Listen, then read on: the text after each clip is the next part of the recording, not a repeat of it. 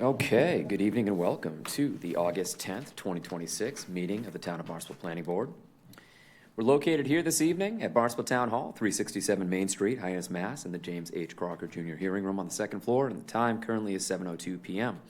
The meeting notice was previously filed with the town clerk. Application materials may be accessed through the planning board website at townofbarnstable.us/boards/committees/planning board, or by contacting Karen Pina at karen.pina@barnstable.gov or calling 508-862-4064. Our notice of recording: the meeting will be televised live via Xfinity Channel 8 or High Definition Channel 1072. It may also be accessed via the Government Access Channel live stream on the Town of Barnstable's website, which is barnstable.cablecast.tv/internet channel/watchnow. I will now inquire if anyone else is taping the meeting, and if you don't mind, please make your presence known. Seeing none, we will call the meeting to order and introduce our board members and staff, starting with Mary to my left. Good evening, Mary Barry. And Ray. Good evening, Ray Sexton. And Matt. Matt Tague, good evening. Tim. Good evening, Tim O'Neill. Michael. Good evening, Michael Messinas. And staff, we've got Jim. Good evening, Jim Cufford, Director of Planning and Development. And Karen. Karen Pina, Admin Assistant, Planning and Development. And Cal Pedicini is getting us set up, and my name is Steve Robichaud. We'll start this evening with general public comment. This is for public comment not related to any of our agenda items this evening. This evening we have an approval not required plan, which does not have any public comment portion to it. We also have 3 zoning amendments this evening. Each one of those will have a public hearing. So if there's anyone this evening that would like to make any general public comment, please come forward at this time. You'll have 3 minutes to speak. If you don't mind just leading off with your name for the record. Welcome. Thank you, Stephen. Thank you, Planning Board. Appreciate all the hard work you do for our town. I live on Greenwood Avenue. I have black hollyberries. I'm right on Joshua's Creek. I have black hollyberry trees. Ashina, Mass Audubon, they did a project and discovered that bluebirds winter on black hollyberry trees. When the Christian Science Church was going to be taken down, I was hoping that they would keep. I went around the property and took photos, and there was a black hollyberry tree there, a very large one. And so I will continue to say this Cape Cod is a critically endangered wildlife migratory corridor. I used to volunteer in Woods Hole, MBL, Hui, and also NOAA. And we need to listen. I'm so grateful that we now at 4Cs have a beautiful science new lab that collaborates with Woods Hole. I would hope that the town of Barnstable be more careful. I was heartbroken to see not even a twig left at the Christian Scientist Church, because at wintertime, I counted 7 bluebirds in my window at my house at Joshua's Creek. The wildlife needs what we're destroying. We have to be more careful and connect with the science community to protect the reason people visit Cape Cod and why we all live here and why we love it. It's really critical. Thank you. Excellent. Thank you very much for your comments this evening. Very much appreciated. If we have any additional general public comment, this would be the time. Please come forward. 3 minutes to speak. Any general public comment? Okay, seeing none. Any board response to public comment? I'll lead off. I do agree with Roberta. I mean, certainly it's a shame when any trees have to be removed. I drive into work, I see the trees that have had to be removed for the train tracks that run along Willow Street. And I know it's necessary and it's required, but it's just kind of sad. You know what I mean? There's a lot of shade that's been lost. And, again, I know the airport, train tracks, got to be done, but it's always a bummer. So I do agree, and I thank you so much. Priorities in order. Thank you. Appreciate your comments. Any additional public comment? Any additional board response to public comment? Okay, we will forge ahead to our first item this evening, which is an A&R. And let's see, Tim, you want to read in this A&R? Sure, just one second.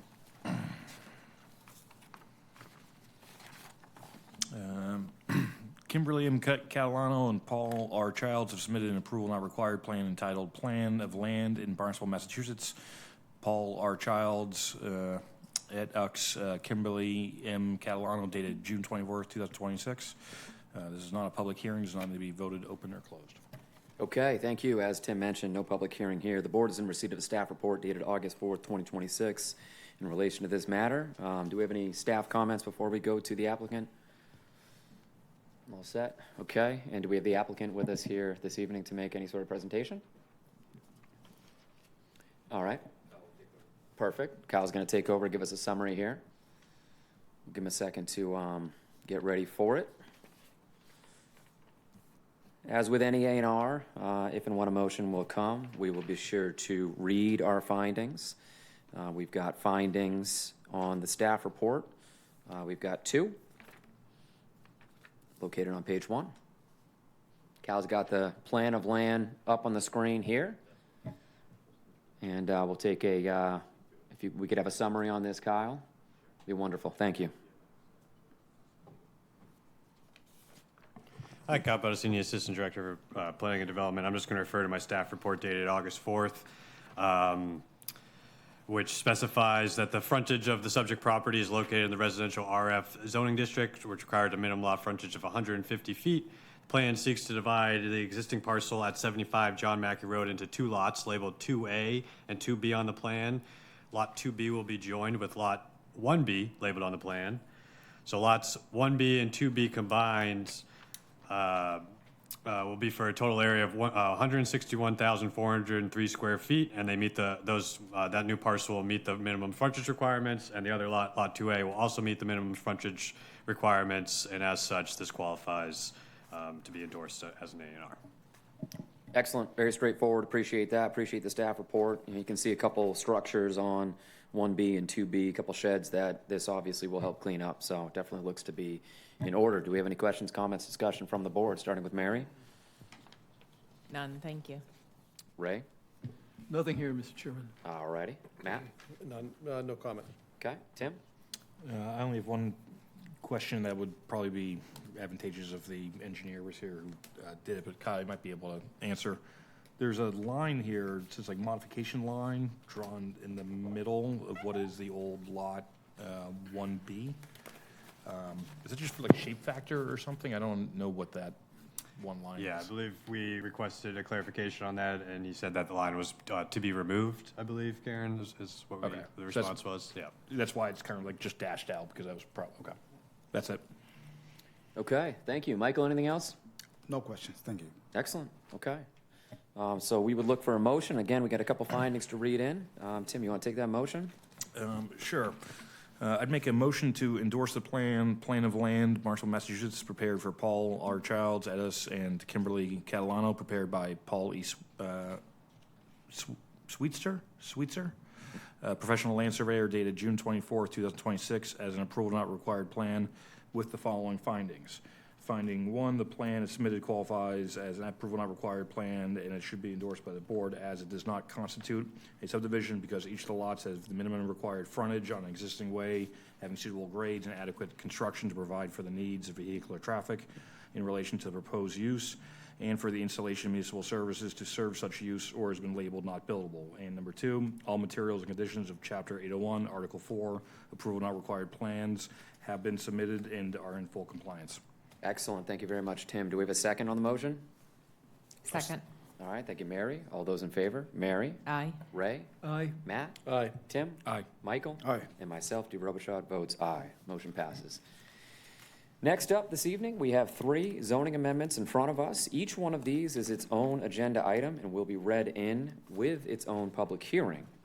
Once we read the first one in, we're going to open that public hearing and take them one at a time. However, before we do that, we're going to start with an overall presentation from Director Kupfer on these 3 items. Welcome. Thank you. Can I ask for one thing before? Yes, sure. Just as a reminder to everyone is that this is coming back to us, right? We've seen this before, it's coming back to us, and then we are voting for it to go, if we vote for it, to go back to the town council for their vote, right? Exactly. Okay. Yeah. Just- Yeah. And Jim, if you don't mind just Clarify. elaborating, you know, I love origin stories. So you can just get into kind of where it started and, Yeah, yeah, absolutely. the process. Yeah. Yep. So we're back talking about downtown Hyannis zoning amendments. Before you tonight are three separate zoning amendments for your consideration and recommendation. The origin of these three are born out of the previous downtown Hyannis zoning amendment discussion. It really dates back to a few years ago when the town council established the ad hoc zoning committee that began to look at the downtown Hyannis zoning and what improvements could be made. That progressed with recommendations. Those recommendations went forward to town council and then later to the planning board for your discussion here about a year ago or so. During those discussions, and I'll get into the nuances here in a little bit, there was a lot of good dialogue as to other changes that could be made to better the downtown Hyannis zoning. It was recommended that we don't lose sight of those other improvements. And so once the conclusion of the first round of zoning amendments was complete, we restarted the process and looked at other items that we could improve upon. And so these three before you went to the Town Council Zoning and Regulatory Subcommittee. And so that's that new committee that also was born out of this process to find a home for new zoning changes for their consideration to Town Council to start the process and get a good product to start with before it gets all the way to this point. So with the Town Council Zoning Subcommittee, they reviewed three additional downtown Hyannis zoning amendments for consideration that, again, came from the previous process, that being, consistent building height definition, that being that dialogue about setbacks. If you recall from the last process, a lot of folks were interested in discussing setbacks, but that wasn't one of those priority recommendations that were moved forward originally. So we retained that idea and that thought and moved it forward during this process. And then additionally, when we were talking about the zoning map last time, there were additional parcels that town councilors were interested in further revising.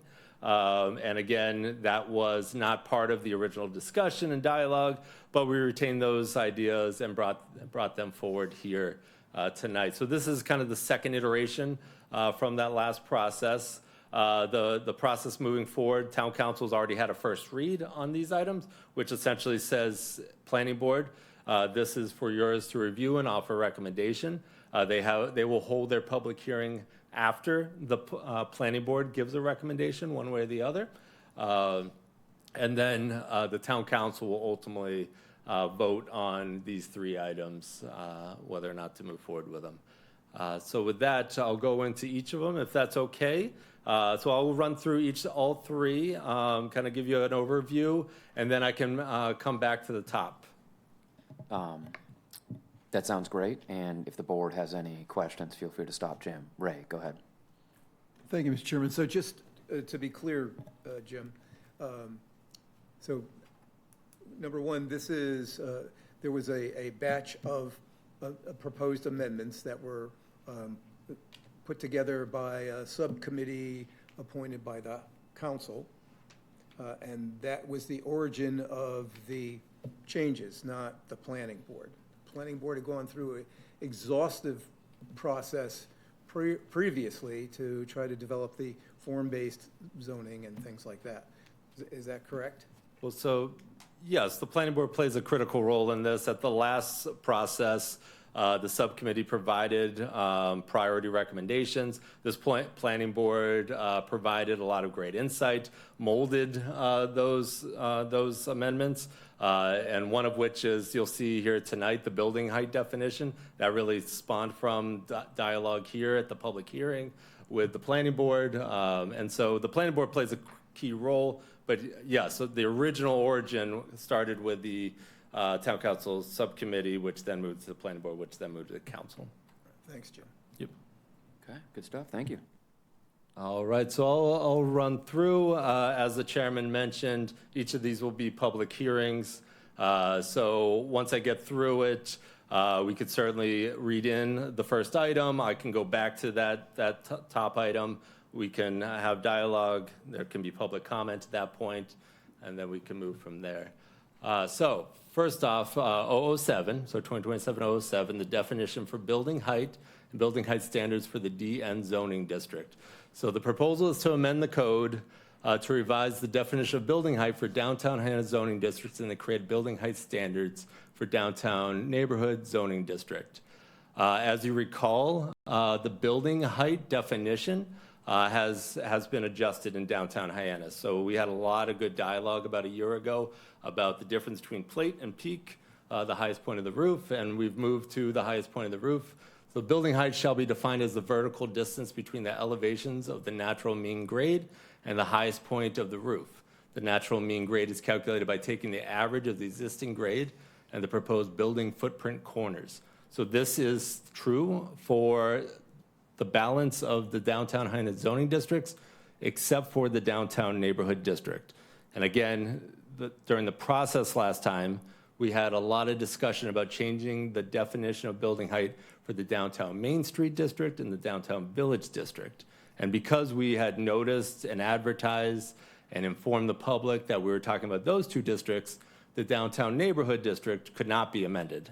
So here is a cleanup so that we can make a consistent building height definition throughout downtown Hyannis. So all of our districts in downtown Hyannis will now have this building height definition. Those downtown Hyannis, downtown neighborhood are the yellow. So now these would be consistent in terms of the height is now the peak of the structure as opposed to the plate of the structure. If you recall, we had a lot of dialogue about, okay, well, now if we're gonna do just the peak, we can get rid of all the discussion about the interior stories and minimum maximums and just move to an overall building height. So at the last process, our downtown Main Street, our core, ended with an approval of 44 feet max and 3.5 stories. Our downtown Village, so our core, 3.5 stories, 44 feet in height. Our downtown Village, which surrounds that downtown Main Street by and large, moved to 40 feet maximum and 3 stories in height. And so here, after discussion with the town council subcommittee, the recommendation is to move forward with the number of stories in the downtown neighborhood as 2.5 maximum and 40 feet max in height. So again, 2.5 stories, 3 stories for downtown Village, 3.5 stories for the Main Street.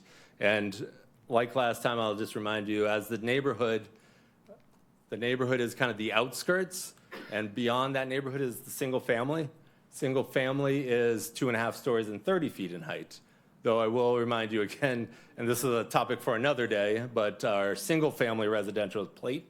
So there is opportunity for a single family home to be taller than 30 feet in height. So the two discussions here tonight and recommendations being sought is making consistent definition for building height throughout the districts, and to begin to establish an overall building height and number of stories for downtown neighborhood, this being the outside area for downtown Hyannis zoning districts. One thing just to keep in mind as you're thinking about this, I mean, the difference between downtown Main Street and downtown Village and downtown neighborhood. Downtown Main Street and downtown Village, the density is developed through the number of parking spaces that one can provide per unit. And obviously, as we discussed at the last time, that number of parking spaces has gone up. Now, downtown neighborhood is limited to 4 maximum units. So when we're talking about overall number of stories and heights, and if you're concerned about, the developability of a downtown neighborhood lot, 2.5 stories, just if you could remember, the maximum number of units allowed is 4. Now, that's the first item for discussion. The next one is talking about setbacks.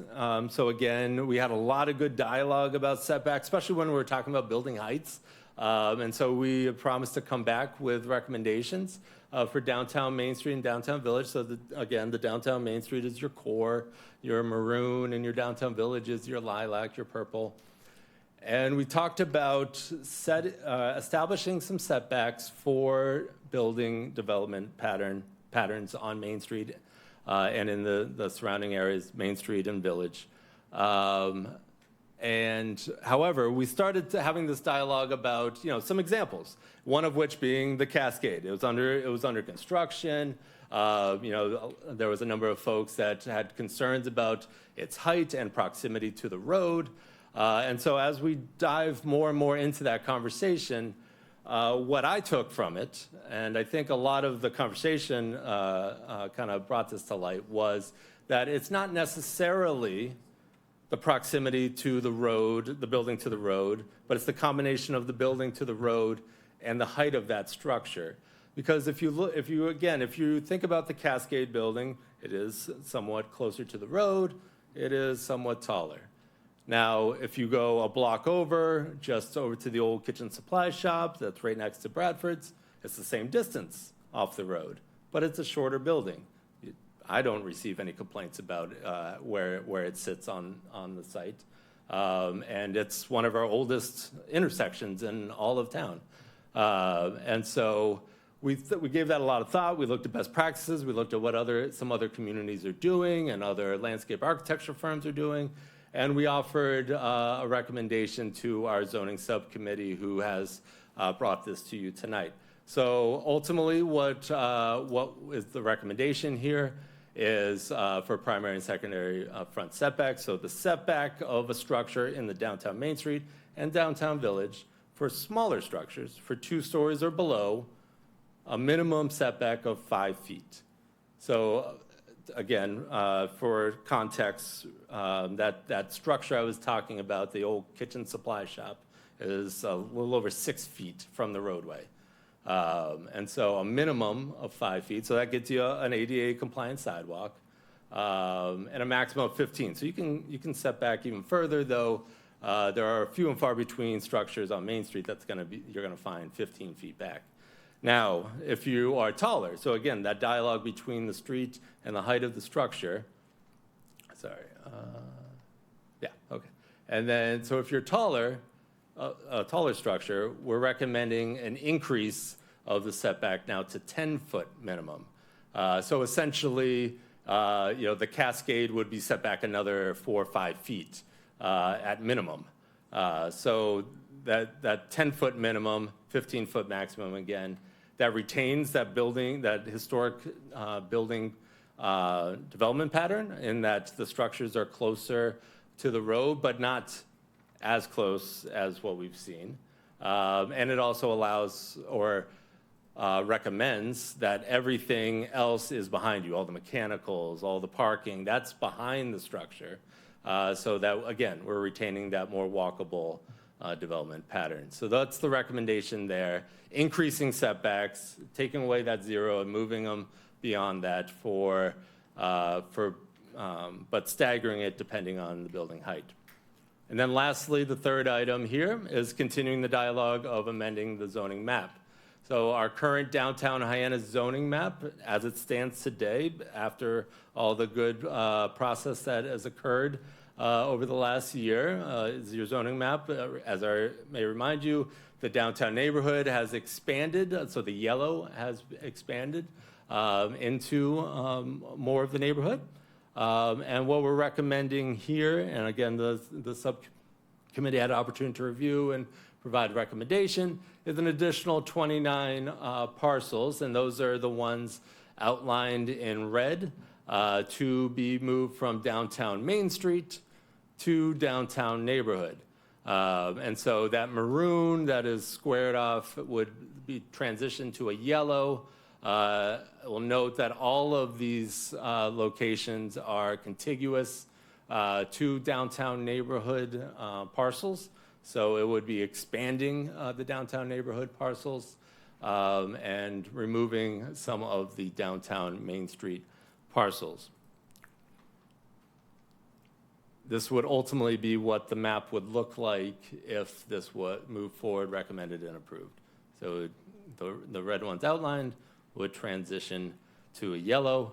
Again, this mostly, not all, but mostly reflects locations that front on side streets or South Street and is predominantly in the area near the stream that goes into Stewart's Creek. And that was one of the rationales that was discussed at Town Council about downzoning some of these parcels. This is the full list. It's in the package and in Town Council package of each of the properties in whole. So those are the three items. I'm happy to go back to the top. And Mr. Chairman, if you wouldn't mind reading in the first item before having substantive dialogue, and then we can go from there. Yeah, I mean, certainly if there's any questions about Jim's presentation, feel free to ask. However, of course, any discussion I want to be within that public hearing. So we okay with starting and reading in the first item for building height? Okay to move forward with that? Okay, great. Matt, do you want to take that one? Excuse me. Should I read the town council item or should I read the agenda item? How do you guys want to do that? Go off the annotated. Okay. Yeah. This is 007. Yep. James Bond.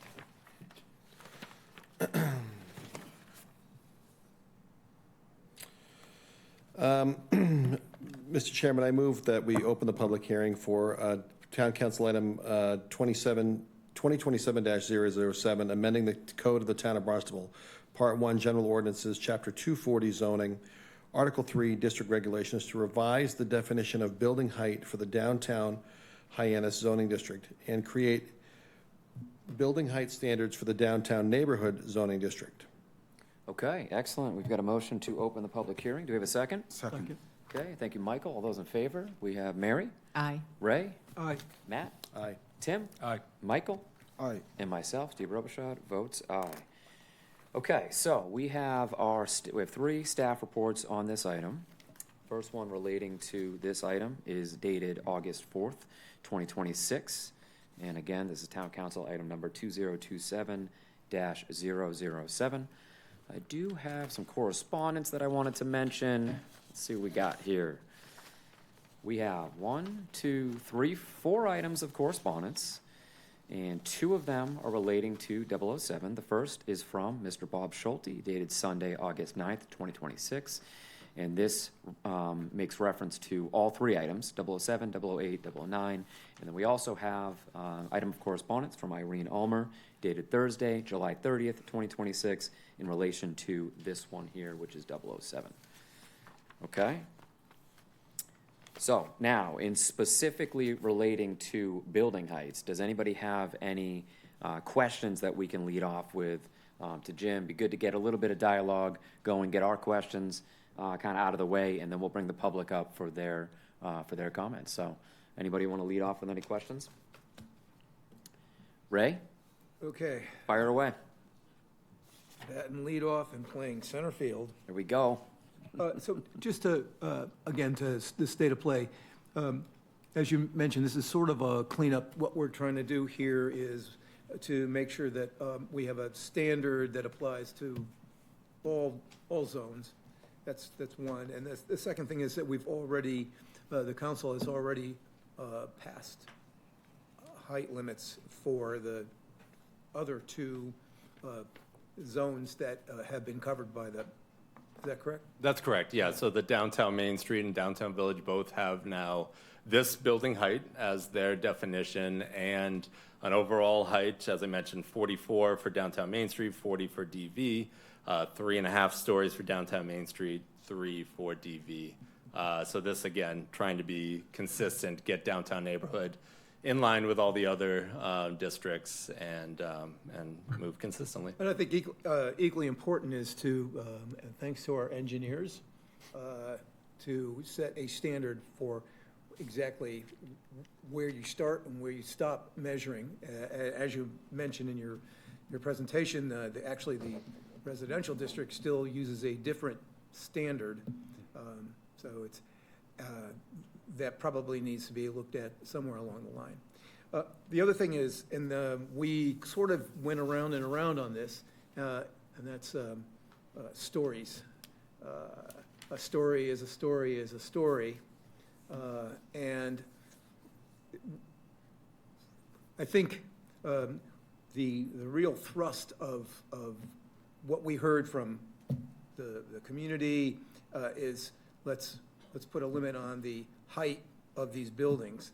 And essentially, this is my personal opinion, if you will, is, you know, the way that it's packed underneath, as long as it's capped at 40, I don't know why we need to have stories, especially if we look at, there's a 40-foot cap and a 3-story, quote-unquote, limit for downtown village, and then downtown neighborhood, there's a 40-foot limit and a 2.5 story, which means to me, just, you know, sort of intuitively, you're going to get bigger stories, I guess,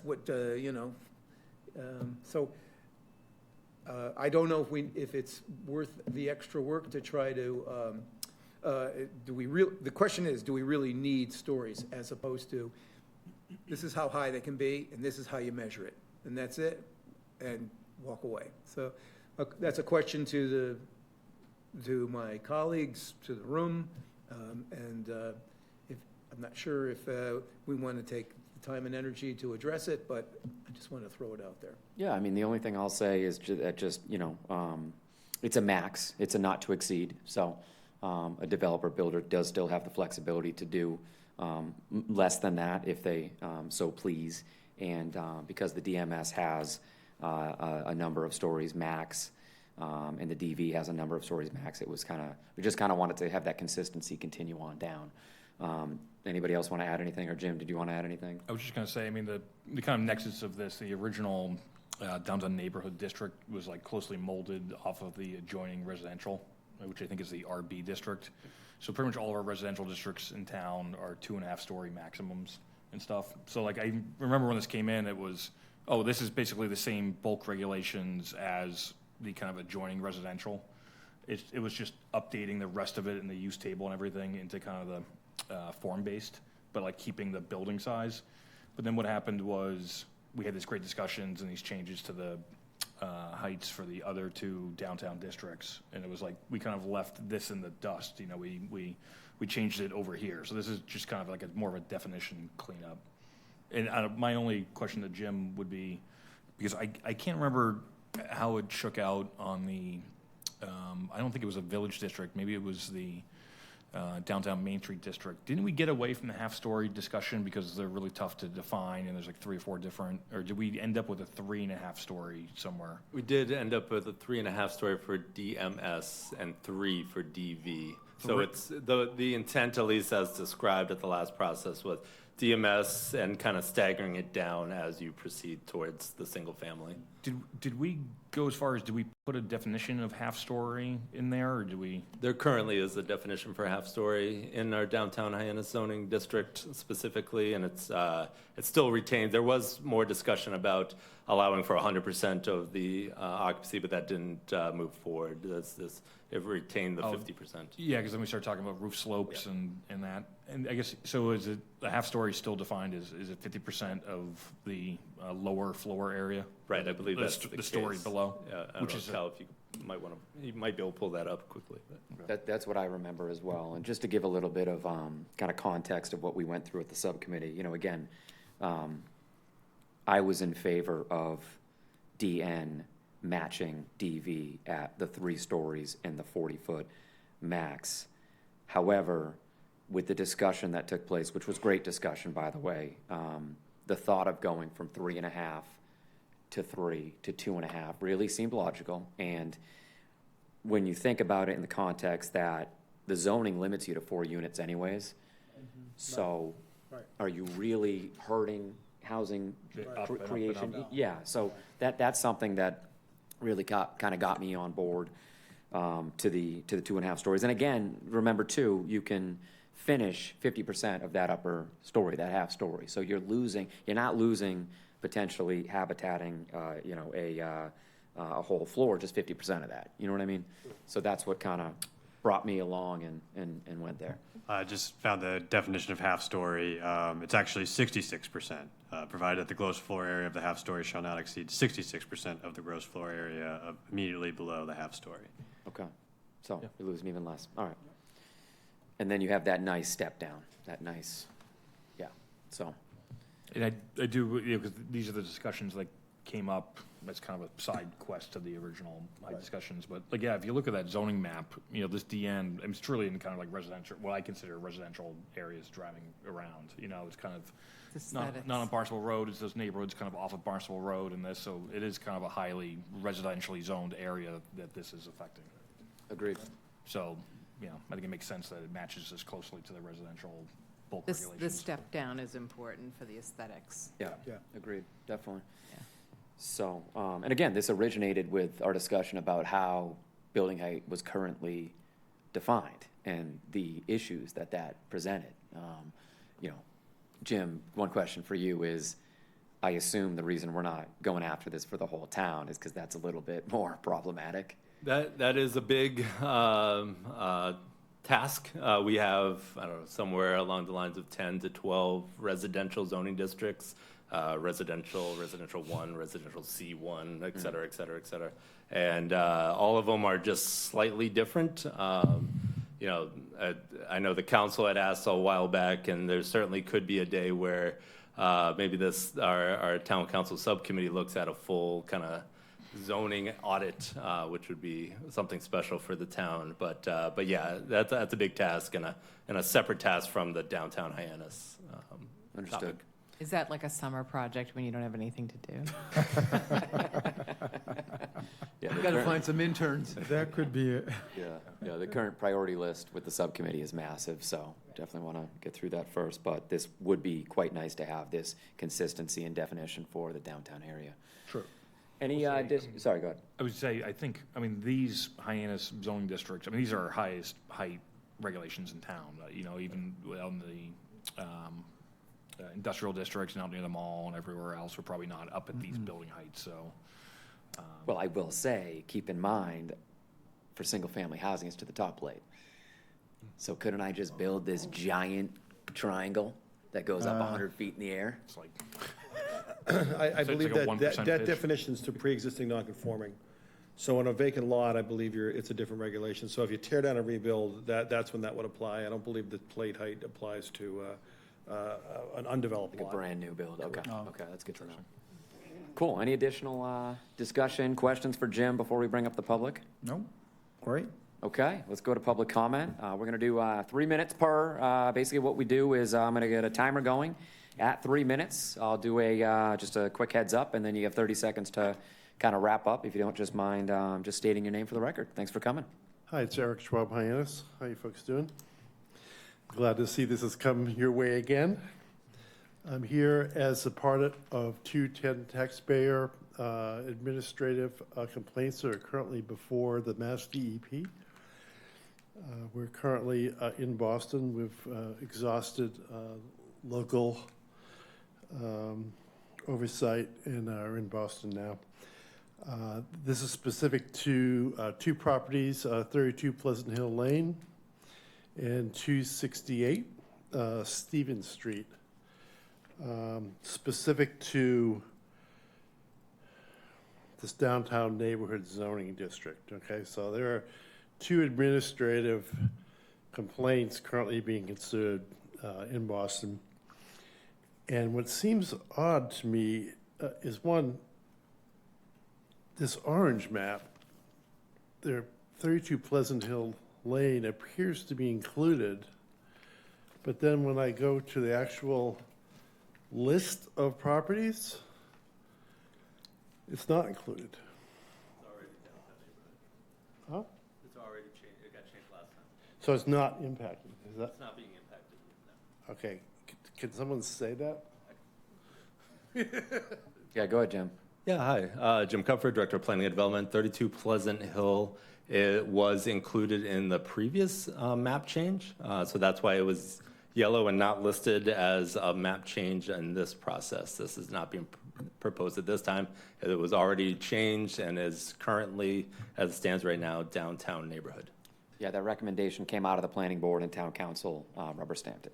Mr. Chairman, we're supposed to be talking about building height.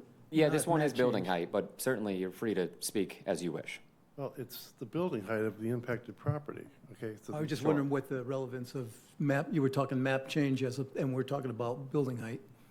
Yep. In but an go ahead. impacted area that's So not. lead us on, maybe we can connect the dots. Jim, just for my own clarification, just because this has been moved around so many times, could you just confirm what the building heights are for 32 Pleasant and for 268 Stevens? Both downtown neighborhood? Yeah, so Stevens currently, so if both are downtown neighborhood, I believe Stevens has also had already previously been changed. Right now, the proposal is to change them to 2.5 and 40. The existing downtown neighborhood, Kyle, do you mind pulling up the downtown neighborhood existing building heights? We don't have, obviously, to the peak because it's using the old definition still. That's what we're working towards cleaning up.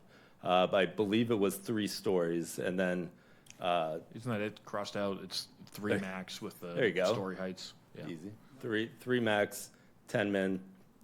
So you're building up those stories. That was the old way to do it.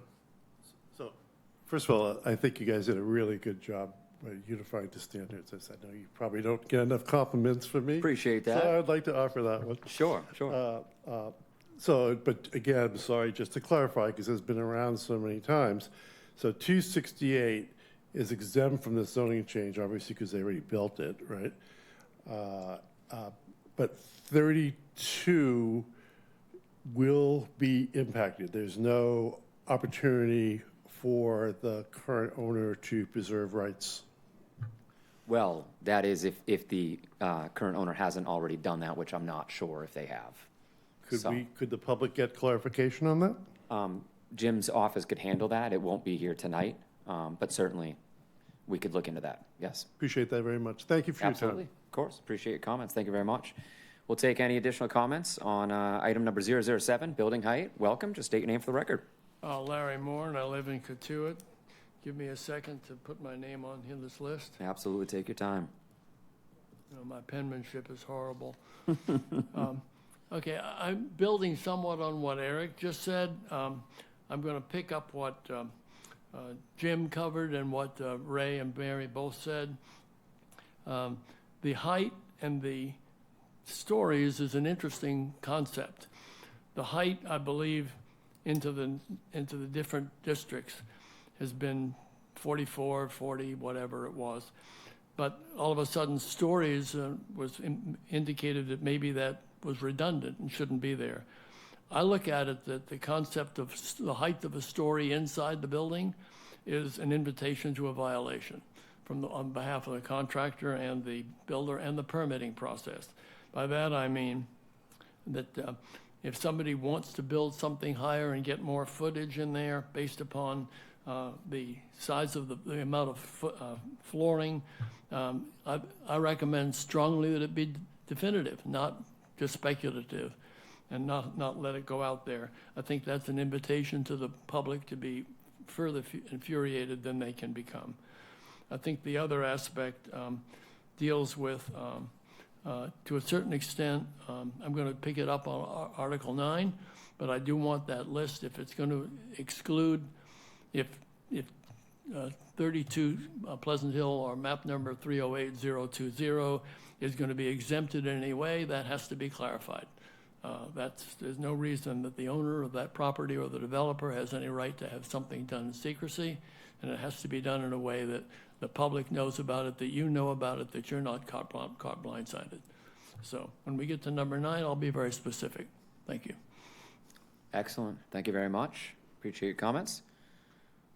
Any additional public comment? We welcome that now.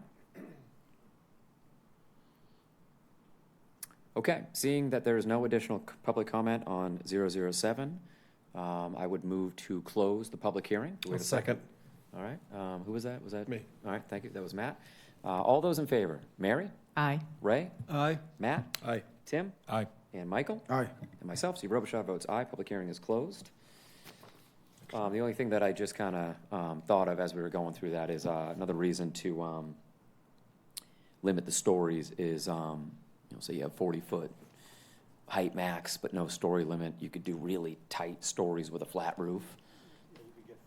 Yeah, you could. You could get 4 or 5, you could get at least 4 full stories in there if you And our wanted to. if you density really want- would- Yeah, yeah, correct. So I yeah. think the 2.5 is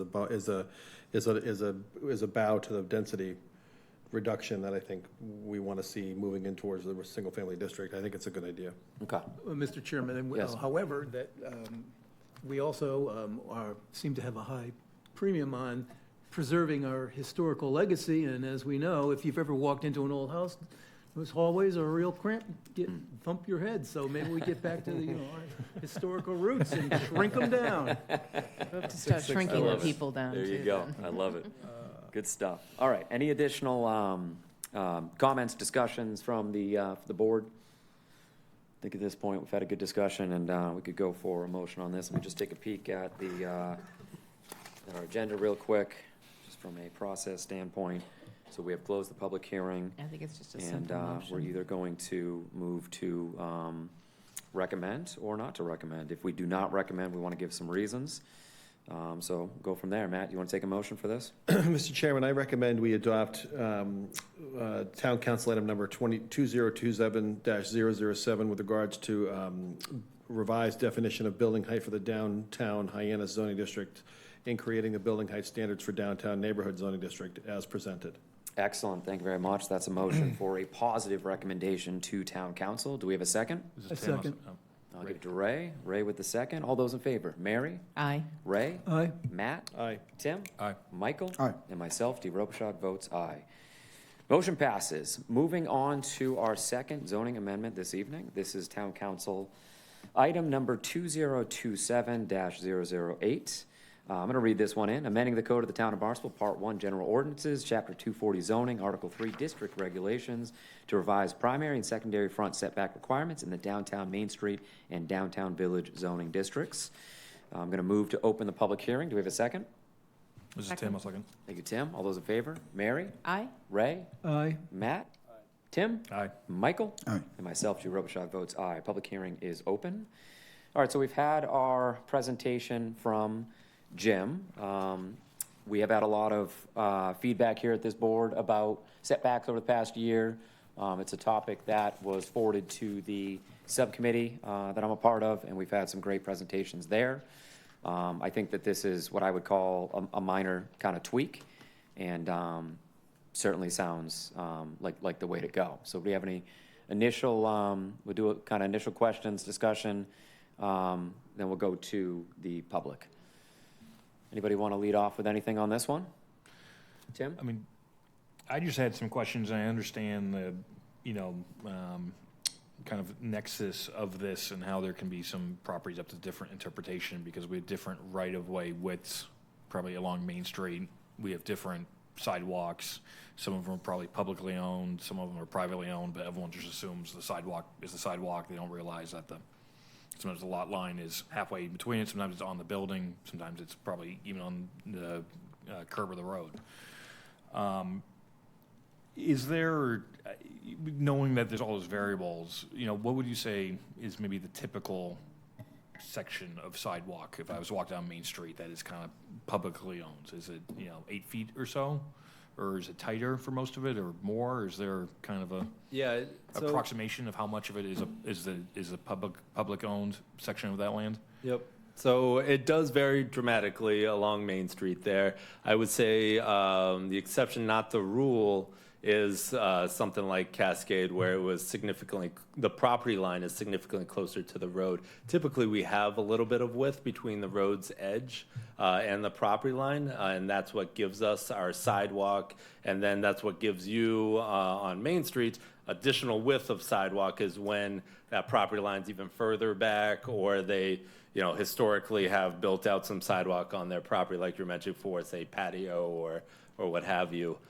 So it does vary dramatically, but I think this gives an opportunity for us to be assured that even if the property line was right on the road's edge, which I don't believe we have any on Main Street, it's always a little bit off, you would have at minimum ADA compliant sidewalk as your balance before you begin any structure. So at minimum, if it was somehow on the road's edge, you would have Cascade. Cascade is actually at a 0 setback because that's where the property line is. So you got sidewalk irregardless of that. If Cascade was built today, it would be 10 feet further back, which would actually be further than its neighboring property to the right that is kind of staggered at the moment. And so I thought we thought this was a good improvement. It's consistent with kind of similar communities and what they're trying to do. We recently saw Amherst do a really nice update of their walkable downtown and did a similar thing. And we talked to a number of landscape architects on this and how to vary it to consider the heights of buildings. So we felt strongly that this was a good compromise and next step.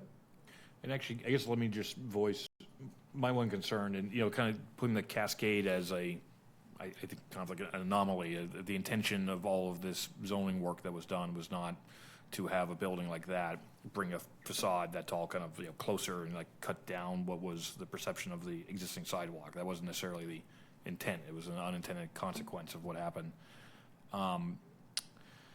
For instance, a building right out here, right across the street in the kind of main drag here, like where Puritans is and everything. Is there a potential issue here where if there was, say, a tear down new build or something right there, where suddenly something that was kind of right on the sidewalk is now going to be pushed 10 feet further back? Right, so that's why we were cognizant of that, and we tried to not be overly correct ourselves too much to one side or the other. That's why with like a 2-story, we're only requiring a minimum of 5 feet. So I think you wouldn't see that with this. And even if you were to go, if it was a taller building, you would likely be in the area of an existing Puritans or maybe slightly further back, but not dramatically back. We were trying to be careful not to overcorrect ourselves. Go the other direction. That's okay. correct. That was my biggest concern, when I first brought this up, and I can't remember who it was, but somebody pointed out a good point to me, which it is nice to have a little bit of variety in your facade. I mean, we can think of some nice patios and streetscapes and plantings and stuff like that. So that variety kind of is nice. I mean, there are the blocks where you have a consistent setback, and that is really nice. That gives you a really nice kind of neighborhood feel. So I like the range. I like that it gives some choice to the builder. I like the variety. I wanted to ask about the role of Hyannis Historic. Is a setback a historic element that can be kind of discussed and that they can weigh in on, or would they be outside of their purview doing that? Well, so Hyannis Historic, they're not the zoning arm, so they're not looking at zoning per se, but they are looking at the massing and where it sits on the lot. So the setback, while maybe not specific to the metric 5 feet, they could consider the massing and how it is impacting its neighbors, certainly. And they have done that in the past, I know, in their reviews. It's good to know. Okay. Anything else, Matt? I'll play the devil's advocate because we just moved away from using stories as a defined element. So if the intent here is to get sidewalks and some setbacks, I'll throw a wrench in the works and say that if I have a pre-existing non-conforming building with 0 setback, and under the new definition, the new relaxed regulations for variances and otherwise passed by the state, unless I'm increasing my number of stories, I don't have to do this. Is that correct? If you're a pre-existing non-conforming building and I'm going to redevelop the property, then I would be entitled to my setback as it currently exists, as long as I'm not increasing stories, which in that case would trigger this. So I'll write like we did with the building height. Do we want to talk about feet and inches here, not stories? I'll just throw it out there. Yeah, that's an interesting concept. I mean, I couldn't definitively tell you whether that would be pre-existing non-conforming and retain those rights. I would imagine you are correct in that regard. The building commissioner is the ultimate say in that. However, Yes, existing structures retain a lot of existing rights. This is talking about, if you are to build anew or you're building onto, you can't further that nonconformity, so you would have to adhere to these requirements. There's a whole number of variables at play. I mean, I think staying consistent, we still talk about stories. Yes, we're not talking about interior stories anymore. We are talking about overall stories. My suggestion would be to continue on that. We could certainly dive into how it's playing out with the changes of 40A and zoning, and if we need to come back with further amendments, we could certainly consider that. Yeah, that's a good point. Okay. Thank you. Anything else? Okay, let's go to the public. Sorry, Tim, you got something? I was going to say, if we did, I mean, to Matt's point, is what we talked about a little bit at the last meeting with the sudden change to variances and, non-conformities and everything. If we thought that would, I don't know, change or more bulletproof this stuff, for loopholes, and just by changing it to tied to stories, tied to certain foot ranges, we thought that was a more robust definition or way to regulate this. So to bulletproof it, it would be stories and feet. It would be, I think, just in feet. height. You do both. Adding, Yeah. right, we need to do both, the same way we did with Don't really see any harm in that. 007. I don't, Yeah. Yeah. Yeah, or a simple way would be to amend this to say that an increase of, so think about this, I could be at the old Cook Supply place that has no setback.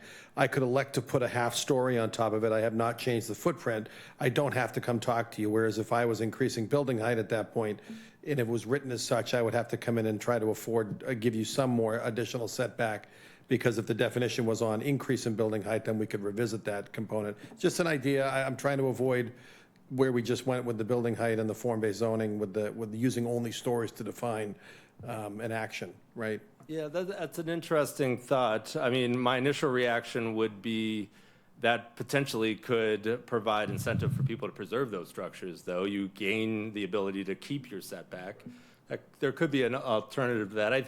Honestly, in this dialogue, I think it would be prudent to further examine the 48 changes, the additional changes that are going to come down the pike, and have further workshops on that. I think this could be a good first step, and we could certainly have more conversations in the future.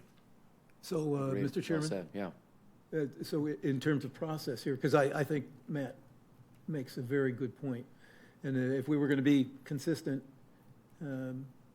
we should probably talk about feet as opposed to stories, and Or potentially both, Both. yeah. Yeah. You'd- Yeah, I think both. Yeah. honestly, I still think it's so high, I don't care what you got underneath it. But be that as it may, if we do stories but include height, can we, in the process here, amend that here tonight?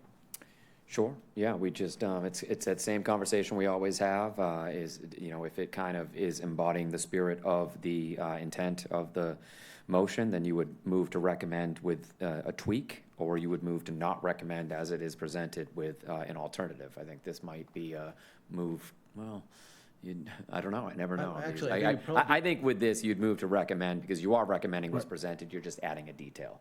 I was going to suggest that it would be move to amend and then subsequently move to recommend Sure, could do that, yeah. as amended. Well, I don't know if we're really in a position to amend what they presented to us. We simply would recommend what they presented to us with a change, with a revision, you know what I mean? I think that's how we'd I probably think do this that's, one. isn't that how we did the building height thing? I think we That- recommended Right. with added, there's a memo that went with it saying we recommend adding these things or something. Yeah. Exactly. Yeah, I think in this, it would be a move to In- recommend with that additional detail. Yeah, Okay. yeah. Yeah, you could certainly move to either recommend or not recommend, but if you were to recommend and offer guidance to the town council about further amendments, they could consider those at their hearing.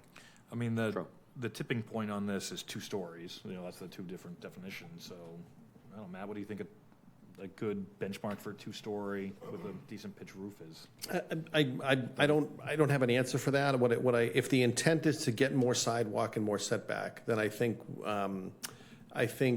right, it's a double-edged sword. One, this could, like you said, Jim, this could incentivize people to keep bigger stretches of existing facades and preserve some buildings, right? So some benefit there. I don't have a good answer for it. I just, we got into this whole debacle because we used stories and not feet and inches as a definition. Right. I just, I'm right, lightning does strike twice, okay?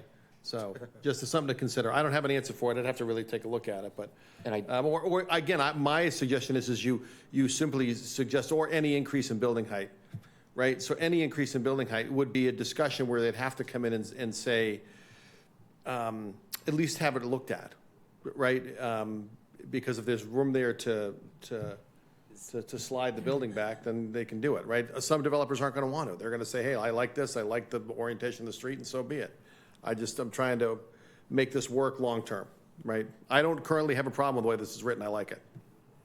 Thank you for saying that at the end, because that's Yeah, what I really don't. I don't have a problem. That's what I was gonna say, is Yeah. I don't think that really any of us have a problem with this as it's written. I think a good thing to focus on in the future would be to add that element, but this is not something that should be, I think. Yeah, I would agree with you. I don't want to hold this up. Again, this is, I want to say these scenarios because these are the scenarios where you go, oop, and you come back in here and we're looking at this again. Right. I can't envision a scenario, but there's somebody smart out there who's going to figure out that you can do something in excess of what people are used to seeing and then have people be aggrieved by it. So do we make we endorse it with the recommendation that building height or any, I don't know what kind of verbiage you were talking about, Matt, in terms of any increase? I'm not sure if I think that's Tim's kind of I squishy. think there's a review that needs to take place before that can happen. So I think tonight, what I would do is just move this forward as it stands. Okay. Yeah, Yeah. I think as written and, with some of these changes the state passed on 40A and the variances and the pre-existing nonconformities, I mean, that may change a lot of other things in other zoning sections throughout town and kind of this live update. So maybe this is part of what gets kind of re-reviewed when that, because the state will have to come in and give a workshop to, every town planning department in the state and what's new, what's going on here. So as written, it's probably good to go. And then it could be future-proofed in the future. There we go. I like it. Close enough for government work. I do want to make sure we get to the public, so everyone okay if we pause here and listen to some public comment? Okay, so we'll open up public comment. We're going to do the same thing as before. Again, just gonna do a clock for 3 minutes. At 3 minutes, I give a warning, 30 seconds to wrap up. Of course, state your name for the record. Thank you. Welcome. Hi, Betty Lutke from the Village of Hyannis. I'm also on the subcommittee with Chair Robichaud. And first thing I want to say is there's a really cool YouTube video that a Cambridge City Councilor did. And Cambridge is going through a similar thing. They did a enormous zoning change. I mean, enormous. That in fact, there's a lawsuit going on with them with their some of their codes for amount of affordable and things like that. But she did this video where she showed this like a triple decker. There's so many triple deckers in Cambridge being torn down, and these new like townhouses side by side. And we're talking about setbacks. And she says all the tree streets are gone. There's no room for the tree along the street. So I think that's an important consideration when you have some of these setbacks. And I think that's what's really nice about our main street is to have those trees along the street. So I think these setbacks give the opportunity for that. And I like the variation for that, to have that. And the other piece is I'm a little bit confused, and maybe Jim can help me here, because I know when we talked about this in the subcommittee, we didn't treat downtown Main Street and downtown Village the same. We had a larger setback for downtown Village. And I remember the discussion, and I remember also sitting in Jim's office where we went around and we measured and, talk about School Street, Pleasant Street, South Street. Each of those streets has a cadence, and not a one is probably closer than 20 feet to there. And I thought we said 15 feet. And then when I see the presentation that they're being treated identically, I'm a little concerned about that. I understand existing non-conforming, but just think about it. When you drive down South Street and you go up like School Street, Pleasant Street, that's what makes it comfortable, is that cadence with everything set back. And then you're going to say, we're going to tear something down and somebody's going to pull up to 5 feet. So, Jim, if you could talk, am I not remembering that correctly? I just really thought we had a discussion on that. Yep. Yeah, we did have some early discussions on that, but by and large, I think what transpired is when you go through the downtown village, there was larger sections that ended up being closer to the DMS setback. Sorry to keep going back and forth, but you're right, to Councilor Ludke's point. There are some side streets that could benefit from different setbacks. We don't propose those here. The DN allows for greater setbacks, and that catches School Street, Pleasant Street, soon potentially Pearl Street, et cetera. So those side streets are now transitioning to the DN. And so the North Street, Barnstable Road, and Main Street, we ended up retaining the same setbacks. So that's how it's proposed.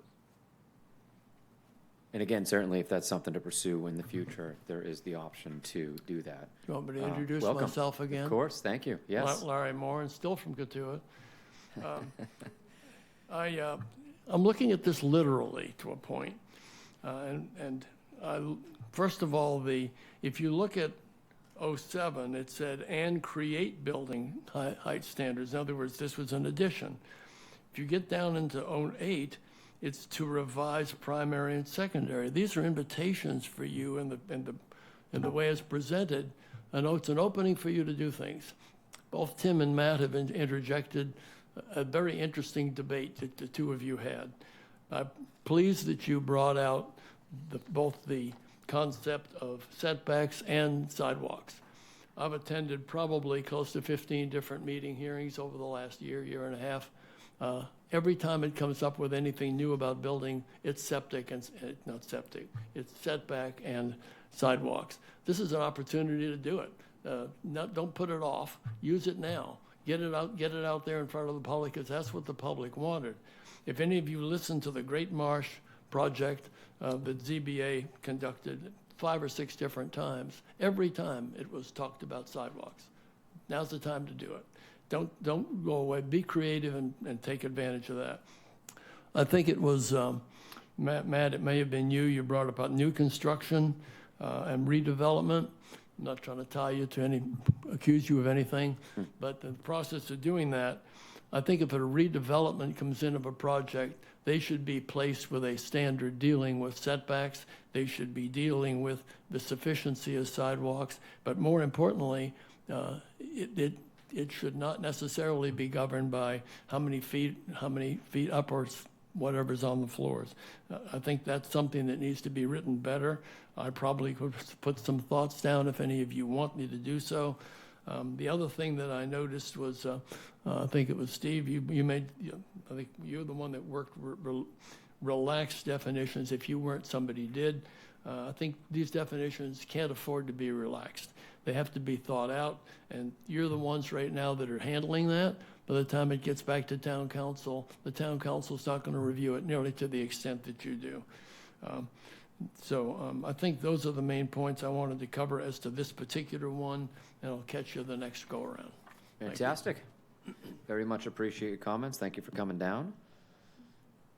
Welcome. Thanks for coming. State your name for the record. Kathy Ledeck. I live in Barnstable Village. So the details matter here with these zoning amendments, and as you probably recall, I served on that first ad hoc zoning committee, so I'm really, really happy to see these amendments coming forward because they're addressing some of the details that we weren't really able to address in that original set of discussions.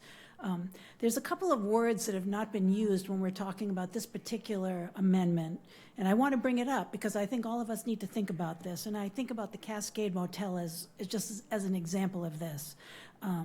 We have a responsibility to protect future residents and businesses from the impacts of climate change.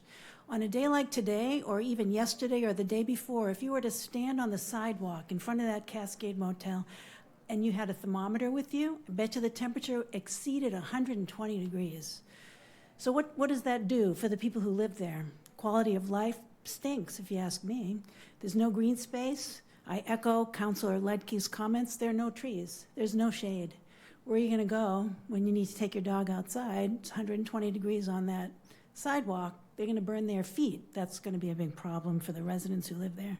So this is a really important impact for increasing the setbacks for these buildings. I think the variety of buildings that we're going to have, because there are these pre-existing buildings there, is going to make it really interesting.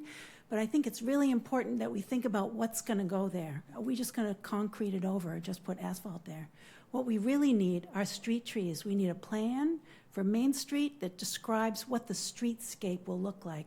And it can include some of the variety of building setbacks that you have, but if you don't have that, when visitors visit the town, they're not going to want to walk up and down the street because it's just going to be too darn hot. Nobody's going to want to be there. Even if you were to put chairs out there for people to sit, I noticed in the things that you showed up there that there's place for furnishings. Nobody's going to want to sit there. It's going to be too stinking hot. So I think the urban heat island effect is a really, really important thing to keep in mind, and increasing the setbacks is going to help us reduce that, but we need the street trees. The other thing that's really important is stormwater management. So not all the rain hits the roof of the building. A lot of it hits the side of the building. So that Cascade Motel, another great example, that's just going to be pouring rain all over that sidewalk into the street, and has the potential to overrun what the stormwater management in the street can handle. So I think it's really important to keep that in mind. The other thing that's important about trees is because the temperatures are so high and there are no trees there, utility bills are going to be higher. Aren't we supposed to be going in the other direction, reducing the utility bills with the knowledge that we have about ways to reduce the climate impacts of what we're building? So I just want to remind everybody that research does show that quality of life is improved significantly when there's landscaping and street trees available and or green space. Some of the properties we've got up and down the street don't have any of that. So I'm hoping that at some future time we can talk a little bit about what we're going to require going into those areas where the property setbacks are. Otherwise, we're just going to end up with concrete. I think that's not really what we want. That's all. Details matter. Please pay attention to the details, and thank you very much for your work. Thank you. Appreciate the comments. Hello, welcome. Thank you, I'm back. I really liked all this discussion about the trees, and I want to add on to that the safety. Our priorities are so important. Walking America, we all are healthier when we're moving and walking out of our cars and enjoying nature. I like to see more mimosa trees. When I leave Hyannis and take the roads, not 6A or not Route 6, but take the back roads that I would ride on my motorcycle through Harwich, and I see these beautiful trees that we don't have very many of anymore in Hyannis Village because we have stopped protecting our walking village. The fragile beauty of our village needs to be protected. This spring, when I walked from Greenwood Ave to pick up my motorcycle, I was afraid for my health. It was so hot in a lot of pockets. Not only that, there is virtually no sidewalk. And at nighttime, you can't see people who are walking. And with all these electric vehicles now, these young people, this is their mode of transportation. We have an enormous safety problem in Hyannis of people getting hurt. One of my best friends in the Trader Joe parking lot got hit just going to the Trader Joe's to get groceries. And, her whole life has changed because of that. When I go visit my daughter in Manhattan, she has a Pomeranian, you see these bicycles coming by, speeding by, and her dog, Paco, got hit. The guy was nice enough to pay for the hospital bill, but that did shorten the dog's life. And if you're anything like most families, dog is part of your family. And to have the safety at risk that what's going on in all of our high-density communities, it's tough. It's a tough job that you have here to protect our community. And just want to bring the fact that setback is really important. Thank you. Great. No, I appreciate that. Thank you very much for your comments. Mr. Chairman? Yes. I just wanted to, Can we do response public comment at the end. Do you mind? No, I can wait. Okay, let's do that. Welcome. Thank you. Hi, Eric Schwab, Hyannis. The other side of the heat discussion is the winter. The last time I came to this meeting, I mentioned the fact that the town sidewalk plow is unable to get around 201 Main Street, right? So what they do is they plow up to the corner of that building, which we now recognize as an anomaly, and stop. And they do that in other parts of the walkway to the sea, some of us actually use it in the winter. So did any of you check on the width of the sidewalk plow? 6.5 feet. Okay. So it seemed to me that there are physical determinants that you should be considering, that we want to become a year-round community, which means that we need to plow the sidewalks, and the plow we've got is 6.5 feet. So we should probably think about an 8-foot sidewalk as being the minimum if in fact you're pursuing a year-round walkable city, which is what we were told we were doing when we first approved form-based code. If we're going to appreciate or someday realize the benefits of form-based code, which have been elusive, then I suggest we start paying attention to the details, as Kathy Ledeck mentioned. Thank you very much. All right, thank you, sir. Appreciate the comments. Any additional public comment? Okay, seeing none, I move to close the public hearing. Do we have a second? Second. Thank you, Mary. All those in favor? Mary? Aye. Ray? Aye. Matt? Aye. Tim? Aye. Michael? Aye. And myself, Steve Robichaud votes aye. We'll go to response to public comment.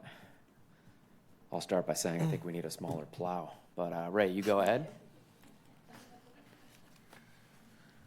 Go ahead, Ray. Thank you, Mr. Chairman. Just apropos of nothing, what was raised is, I think, additional piece of work that we need to take on sooner rather than later. And we've talked about this, but it's actually, I think this is a real issue, and that is the e-bikes, motorized vehicles, and care and feeding thereof, regulation thereof. And as we know, this has been talked about, but there's a lot of folks getting hit now. Yeah. So, not that we're going to do anything tonight, but I just, to give credit where credit is due, I think it's worth 100%. Taking up. Yeah, you have, you've brought that up in the past, and every time I hear of a local community looking at that, I think of you in the comments you made, and I think of what we see every day. I know Harwich has been working on that. So, I mean, we got nothing going on at the zoning subcommittee, so let's just add it to the list, right? But I do think that that's something that should become a priority for all of us. Thank you for that, Ray. Any additional response, public comment?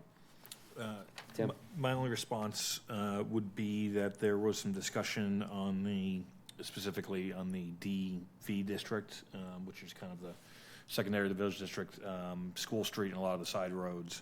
And actually, I just looked up and saw that the existing setbacks, as they are right now in those areas, are also 0. So this is increasing that from the 0 that it was. So that's already a good increase. That's probably correct for those kind of secondary village areas. Well said, well said. Yeah, I mean, I kid about the plow, but this is a very good thing. This is a very good adjustment. I think we can all agree with that. And I think it's a great, tweak that's going to be for the better of the town and the downtown area. To Tim's point, this is a great improvement over what we have now. We can all set our future goals. One of them could be to take a deeper look at DV and DN and see if we want to do something differently there, as well as do we want to talk about adding in the feet. So, but again, I don't think either of those should stop us from putting through something that is solid. So we've got our public hearing all sorted. Do we have any, I'm ready to make a motion on this. Does anybody have any additional discussion amongst the board? No. Okay. I move to recommend zoning amendment, town council item number 2027-008 to town council. Do we have a second? Second. Thank you, Tim. All those in favor? Mary? Aye. Ray? Aye. Matt? Aye. Tim? Aye. Michael? Aye. And myself, Steve Robichaud, votes aye. On to our third zoning amendment from Town Council. And let's see, Ray, do you want to take this one? Thank you, Mr. Chairman. This is Town Council item number 2027-009, amending the Code of the Town of Barnstable, Part 1, General Ordinances, Chapter 240, to amend the zoning map to revise the boundaries of downtown Main Street and downtown neighborhood zoning districts. Excellent, thank you. And I'm going to go ahead and make a motion to open public hearing. Do we have a second? Second. Thank you, Michael. All those in favor? Mary? Aye. Ray? Aye. Matt? Aye. Tim? Aye. Michael? Aye. And myself, Steve Robichaud, votes aye. The public hearing is open. I did want to start off by mentioning that we do have a piece of correspondence here which has come through. This is from Dan Creedon in relation to 720 Main Street, Hyannis, and this was received today, August 10th, at 4:07 PM. Mr. Chairman, that is in addition to the other public comment of, I think, Bob and Ann Schulte. Yes, And, I mentioned that one, yep. and Irene Ulmer. I mentioned that one. Okay. Yep, yeah, I got them all covered now, and we will forge ahead. So Jim, if you want to just give a quick overview of what we talked about earlier, and then we'll get into a discussion. Absolutely. So this is, again, the next iteration of proposed map amendment. So the last go-around, there was an expansion of the DN that expands that yellow and takes away from the lilac, essentially. So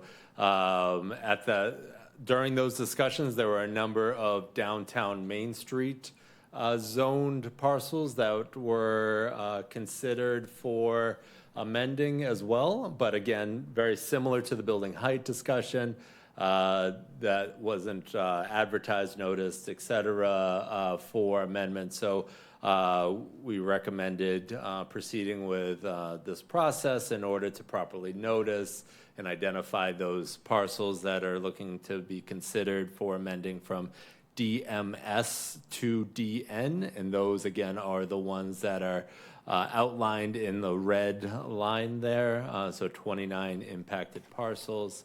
The list, the full list again in the full package of yours and the town councils, and these are the proposed addresses to be changed. Okay, thank you, Jim. You know, I'll just lead off that, you know, this is one that I've kind of struggled a little bit with. You know, I always worry about potentially somebody owning a parcel and, you know, having plans for it and seeing it as an investment and kind of having their property rights reduced, you know, the potential of the property kind of, you know, reduced a little bit. So I mentioned that, and I will say that one of the things that I asked for was that the town do a good marketing push to get this proposed change out there so that anyone in the affected area was notified, and that marketing push was done. This, of course, was noticed as is legally required. But, of course, the correspondence we received today is just that. And so, you know, it's just something that I'm just a little bit concerned about, that's all. So, you know, if you look at the map itself, these parcels are right on the line between the DN and the DV, the yellow and the DMS as well. So it's just one of those things where it really could go kind of either way. I think the map looks logical as it is now, and then Jim, if you can switch to the next one, it looks logical that way as well. We do all have the unified opinion that we do want to have a nice kind of step-down approach to the downtown area. But again, I'm just a little torn, I guess. So I don't really have any specific questions. I just wanted to mention that. So, of course, public hearing's open. We're going to hear from the public, but we'll go to the board first for any initial questions, comments, discussion. Mary, you got anything down there? Just looking at the map on some of the changes for these, how many, I don't know, 30 properties, 28 properties. Most of them seem reasonable, except for a couple that seem that it's, especially that last one down on the west end side, where it changes from 3 different zonings. I think it's, what's that property? You're referring to the one all the way All at the the way very down, end where it's, here? where it's right next to the neighborhood.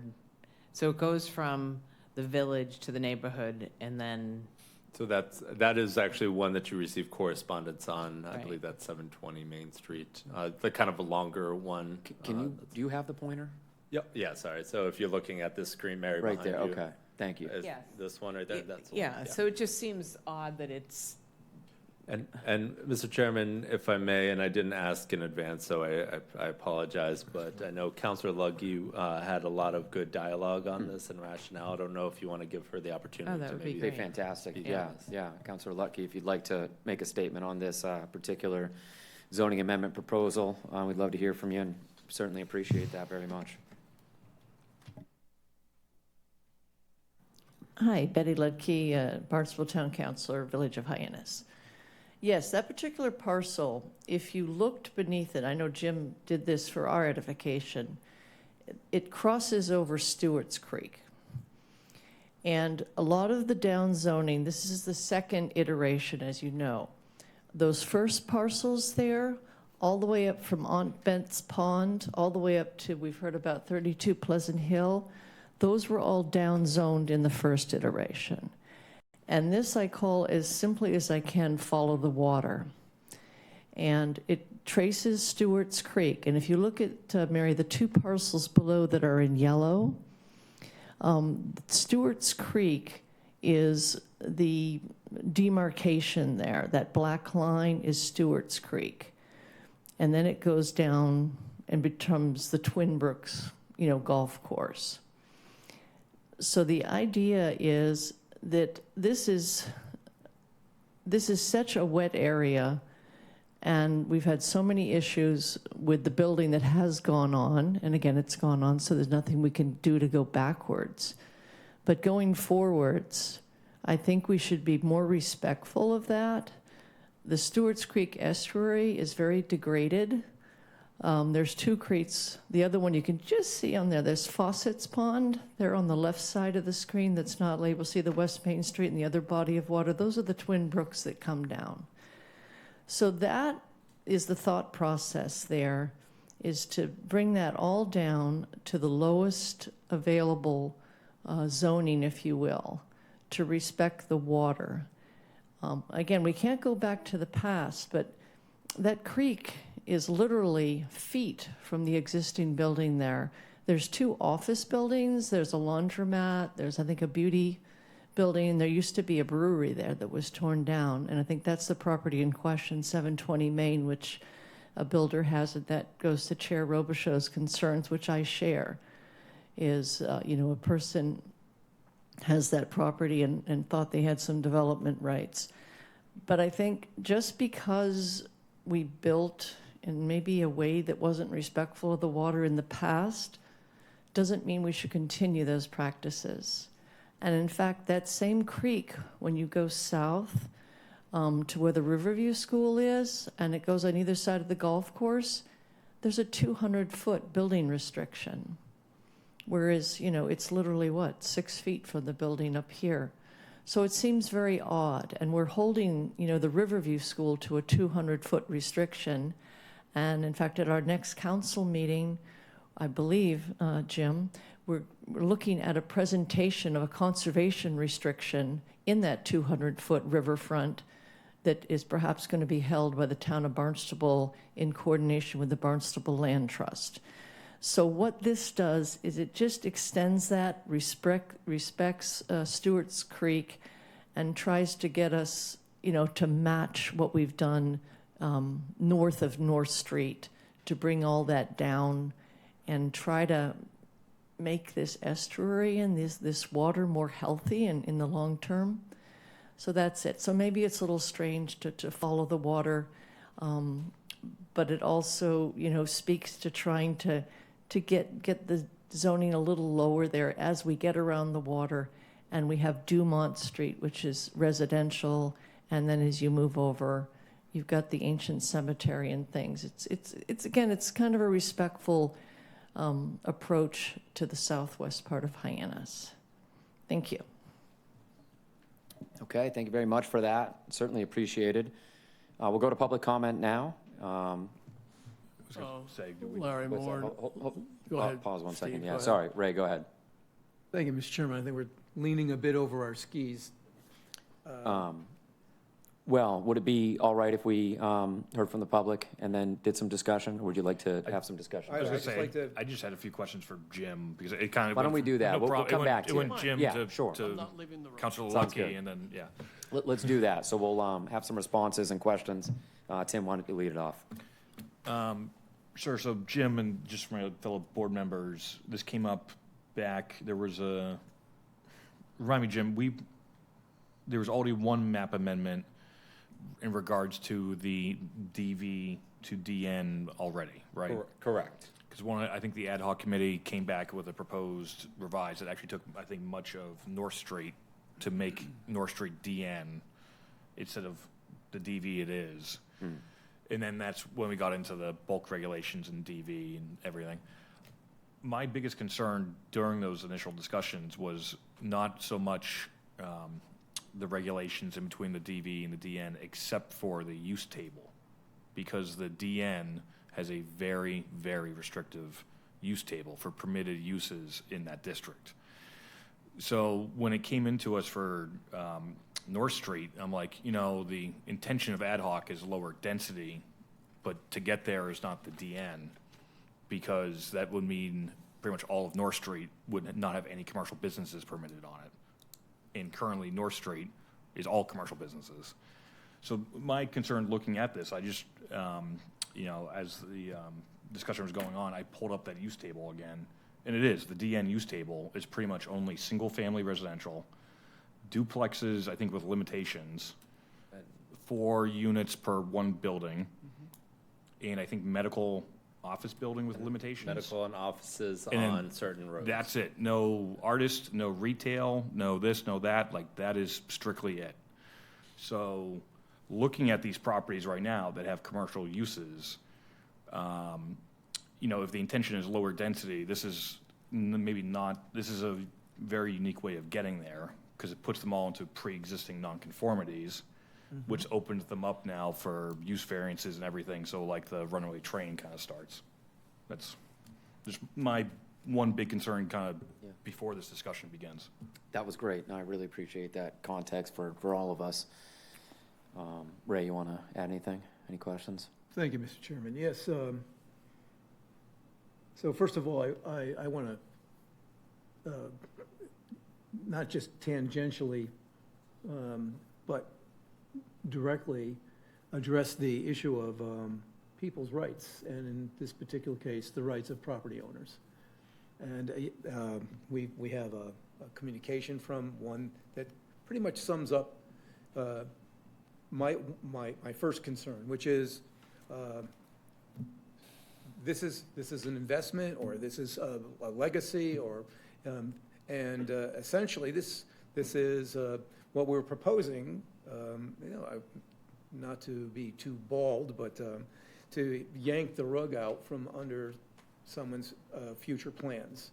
And I think we should be very, very careful about that in terms of safeguarding the rights of all rights of people, in this particular case, the property owners.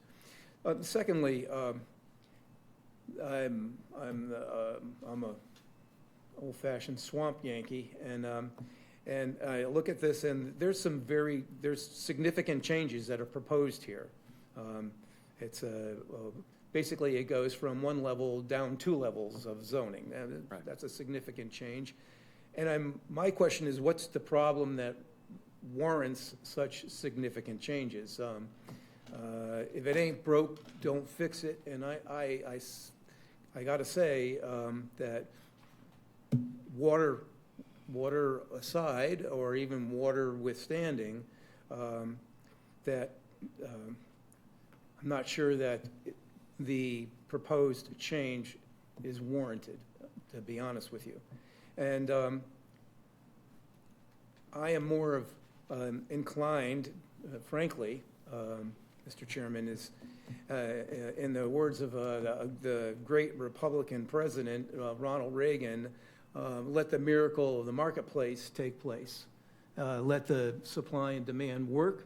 I think that that is as effective a regulatory mechanism than we trying to pick on a map what spots to redline and what spots not to. And I think, Mr. Chairman, I am inclined, if we're in the up-down mode, I am inclined to vote against this as it's currently constituted. Okay, understood. I appreciate your comments. Any additional questions for Jim? Initial comments before we go to the public? My only Tim, you got question, I don't know if I touched on this enough in my first, but Jim, have there been any modifications to the use table previously? Has that changed with the rest of this, or we just kind of worked within the individual district regulations? Yeah, so far we've just worked within what the existing districts have. We have not updated the use charts. We certainly could. That could be another initiative we take on at some point. Yeah, that was it. Good question. Okay. Matt, got something for us? I guess in response to the concern we heard about Stewart's Creek, so there's other regulatory bodies that can provide local regulation or enhance local regulation for environmentally sensitive areas, things like that. Has the Conservation Commission considered any additional tighter restrictions in addition to the Rivers Act or the normal state and local conservation as a response to the activities that have gone there? I've not heard of any. Okay. No, not that I'm aware of. I guess to Mr. Sexton's point, and again, I think we all should be sensitive to this, is that if the intent is to protect a resource, right, and continue our town and growing, I think if the actions we're taking tonight would push what would be a substantial project into a 40B scenario, as opposed to something that we can deal with locally, I think that that's something that people should consider, right? Because any of those local, not only zoning regulations, but Board of Health regulations, any of the local conservation regulations, none of them apply to the project. So you're just going to let them do whatever they want, right? So I'd be inclined to support this with a modification of some of the properties involved. Okay. All set? Go to the public? Okay? Okay. Sorry to make you wait, sir. Come on back. You still in Katuitt, by the way? I'm still in Katuitt. Yeah, you've been there before, I think. Okay, I have to inject a little humor here, if I may.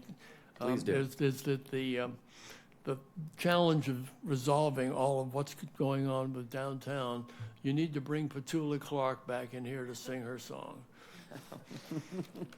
So, any event, my concern, first of all, both Tim and Matt and Ray brought up some key issues with what's up there.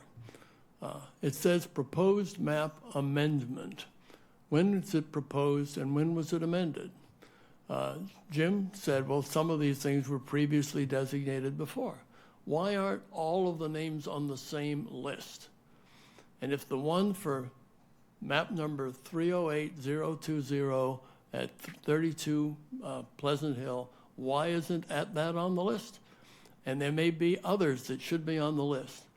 The property at 32 Pleasant Hill is under extensive litigation. A lot of us volunteers are working on it extensively. And it's the way that the whole process has been handled. Nothing's been built, nothing's been privately approved yet, permitted, but at the same time, what we're dealing with is things that changes may have gone on behind closed doors. I brought that up before, and if so, that's going to be exposed. And I don't think you would want to know about that and not have covered it. So I encourage you to amend the table itself, go from 29 to however many properties are there, that they're all covered, so there's no question about it. That's a simple amendment to make. And if it's not done that way, it's going to be challenged very aggressively in front of town council. Thank you. Excellent, yeah, I mean, I know what Jim's gonna say, 32 Pleasant Hill is already DN as it stands right now. Correct, and because I'm being threatened with fraud, I want to correct the record here. This process already was completed a year ago to change the map. Nothing was done in secret. The map you see there right now is the map that is the law. This is exactly what was approved. So if the gentleman missed that process, I'm happy to walk him through it, but nothing was done behind closed doors. This is the process. This is the map that is law today. This is what we adhere to. What is being proposed tonight is additional amendments on top of that. So we propose a map amendment, a one-time amendment to the map at a given time. So this is what is before you, 29 additional parcels, separate and distinct from the last process that occurred last year. Thank you. Yes, well said, thank you. Any additional public comment? We'd welcome it now. Hello, welcome, state your name for the record. Hi, my name is Angela Retzik. I'm co-president of Save Twin Brooks, and I'm from Hyannis, and you have to excuse me for reading. I just found out about this meeting a few hours ago. But I'm here to strongly support the zoning amendments 007, 008, and 009 as written. I'd like to focus on one reason that they're especially important, and that's Stewart's Creek. Our goal at Stewart's Creek has always been larger than protecting one individual property. Our goal is to protect Stewart's Creek as one continuous corridor from Aunt Betty's Pond, which you just saw there, through the Twin Brooks area and Stewart's Creek estuary, all the way to Nantucket Sound. It is one connected system. A property may have its own address and parcel lines, but water does not recognize boundaries.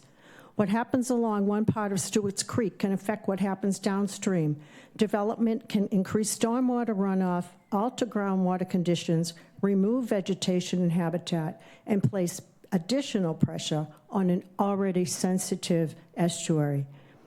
That is why properties that directly abut Stewart's Creek deserve particular care when zoning decisions are made. And we do appreciate what you're doing right now. We also have an important opportunity at Twin Brooks to permanently protect land along the same environmental corridor through a conservation restriction. But conservation cannot stop at the boundary of one property. It makes little sense to permanently protect one portion of Stewart's Creek while allowing increased development on pressure on another portion of the same creek. That's why zoning matters, and I am referring to the 720 Main Street property. These amendments are not the result of a rushed process. As Bob Schulte's letter noted, they reflect approximately 2 years of discussion and review involving the ad hoc committee, the planning board, and the town council zoning and regulatory committee. A great deal of work has already gone into reaching this point, and I respectfully urge all of you on the planning board to approve these amendments as written and forward them to the town council with a recommendation for a yes vote. Protecting Stewart's Creek means protecting the entire creek from Nantucket Sound, from Biddy's Creek to Nantucket Sound. Thank you, all of you, for all of your hard work. I appreciate it. Thank you so much, appreciate your comments, thank you. Any additional public comment? Please come down, welcome. Hi, sorry, I'm commenting I hope not too much tonight. Of course not. Well, I live on Joshua's Creek. I'm on Greenwood Ave. My little cottage, if my children don't forgive me, I was thinking of, considering donating it to Mass Audubon. They could do a bridge over, but there used to be blue crab there. It's Joshua's Creek has been choked off. I'll try to make this short.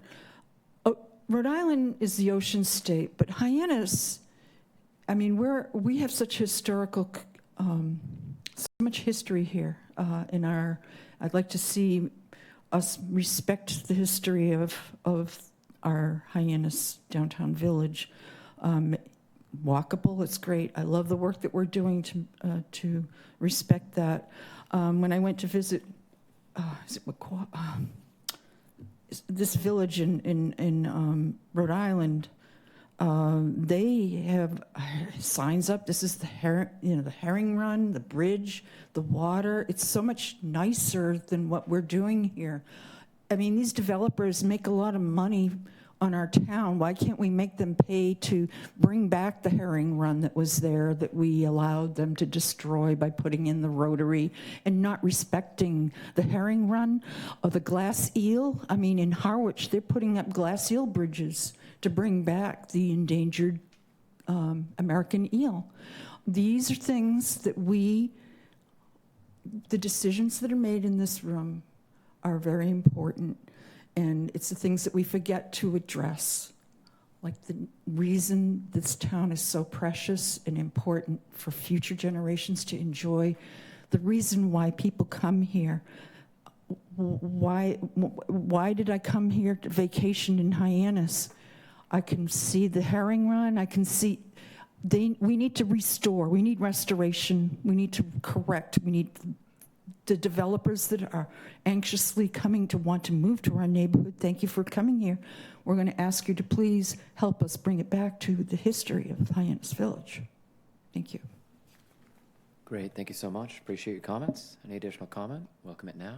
Welcome, thank you. Good evening, Mr. Chairman, members of the board. For the record, Dan Creedon on behalf of 720 Main Residences, LLC. You have my email that I submitted earlier to Mr. Kupfer outlining the history of 720 Main Street.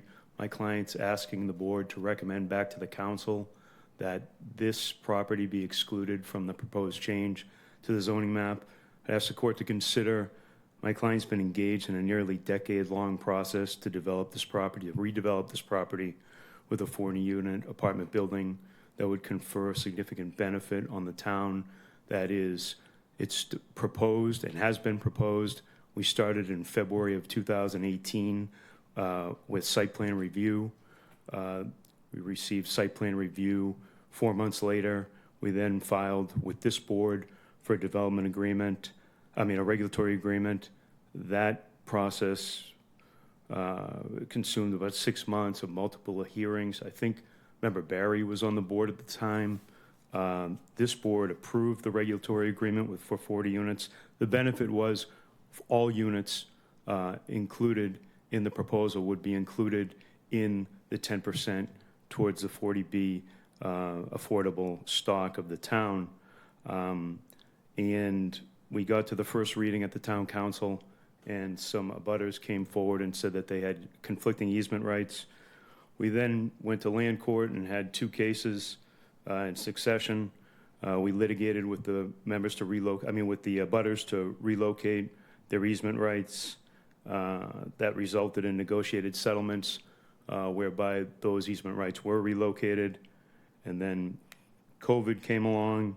We, in 2022, the easement agreements were recorded. My client closed on the purchase of the property in 22.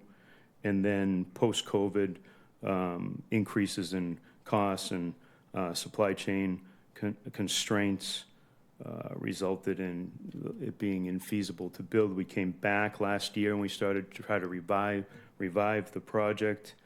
So this isn't just something where my client invested in the property and he sat idly. He's been engaged in this process to redevelop this property, and I would just ask the board to consider that and consider the impact.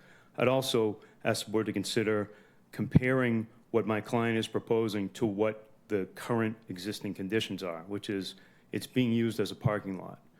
And that parking lot has existed since the 80s, maybe even earlier than that. The runoff from the cars parking there runs off into catch basins, which empty directly into the intermittent stream that feeds into Stewart Creek. Our Conservation Commission, during our review and permitting process, found that this part of this waterway at this location was not a river, it's an intermittent stream. That's why the Rivers Act has not impacted the 200-foot setback for this property or the property adjacent to this property, which is where the creek is actually located. Only about 5% of the creek crosses over the northerly portion of this property. 90% of it in this vicinity between North Street and Main Street is on 407 and the other adjacent property on Main Street. So where we are now in that permitting effort is where waiting for a redesigned drainage plan from Down Cape Engineering to submit to the Conservation Commission, because our prior approval with Concom has expired, which we did obtain years ago. And I just asked the board to consider that and consider sending this back to the council, excluding 720 Main from this proposed zoning map change. Thank you. Understood. Thank you very much for your comments this evening. Appreciate it. Any additional public comment? Please come forward at this time. Welcome, sir. Thank you for coming. Should I sign in? If you don't mind, and just state your name for the record.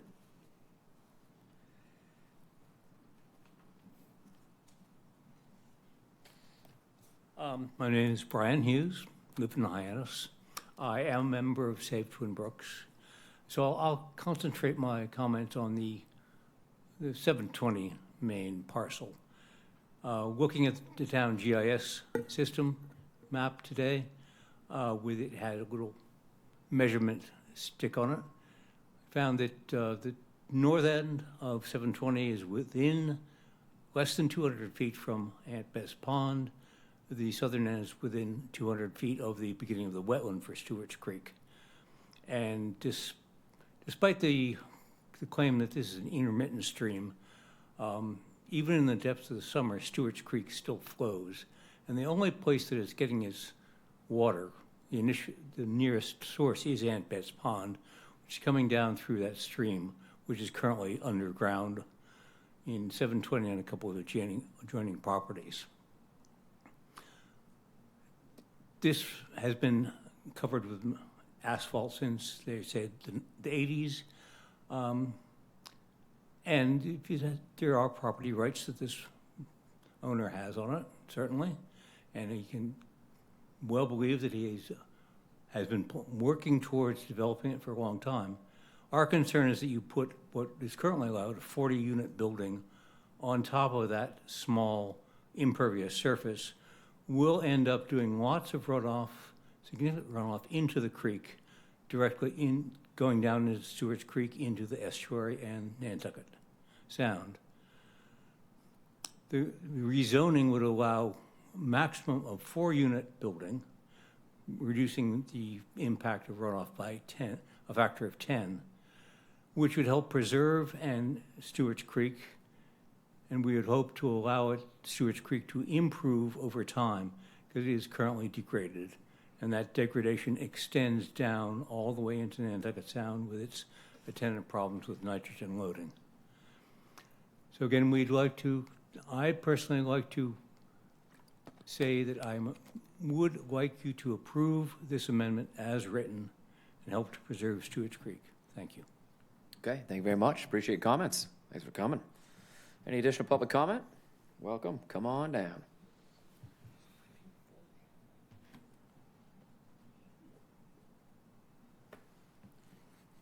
Thank you for that. Good evening. My name is Karen Kim McGuire. I live in Hyannis, and I'm also co-president of Save Twin Brooks. I'm here to support the 2027-009 proposed map amendment of downtown Main Street and downtown neighborhood. As co-president of Save Twin Brooks, we started our nonprofit organization in 2001. And our mission was and still is to protect the Stewart's Creek estuary, including the Twin Brooks Golf Course. I'm sure you've heard a lot about that. And its impact on the wetlands, the wildlife, the waterways, the density, the traffic.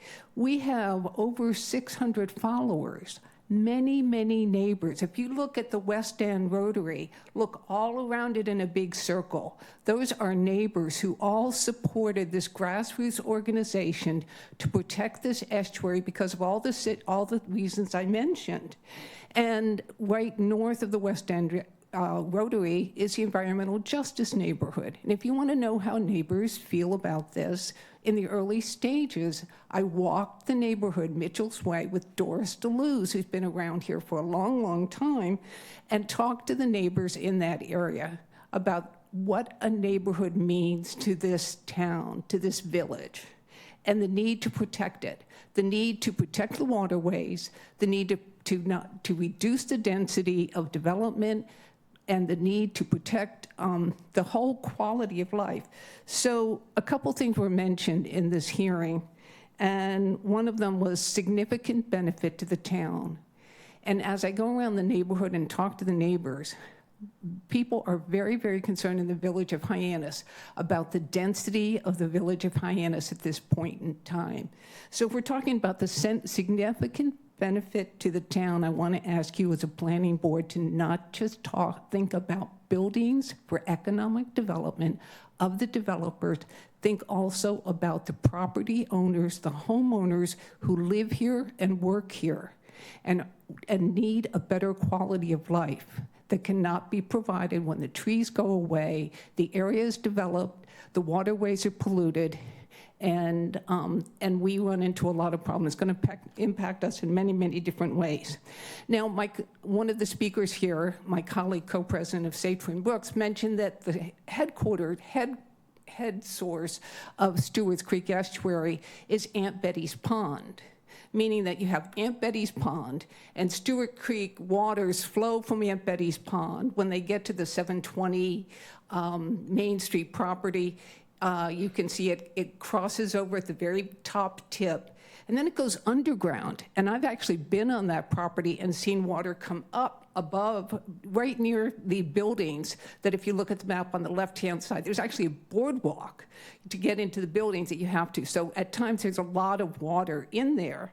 And then it goes down on both sides of the Twin Brooks and 35 Scudder property, and then out into Nantucket Sound.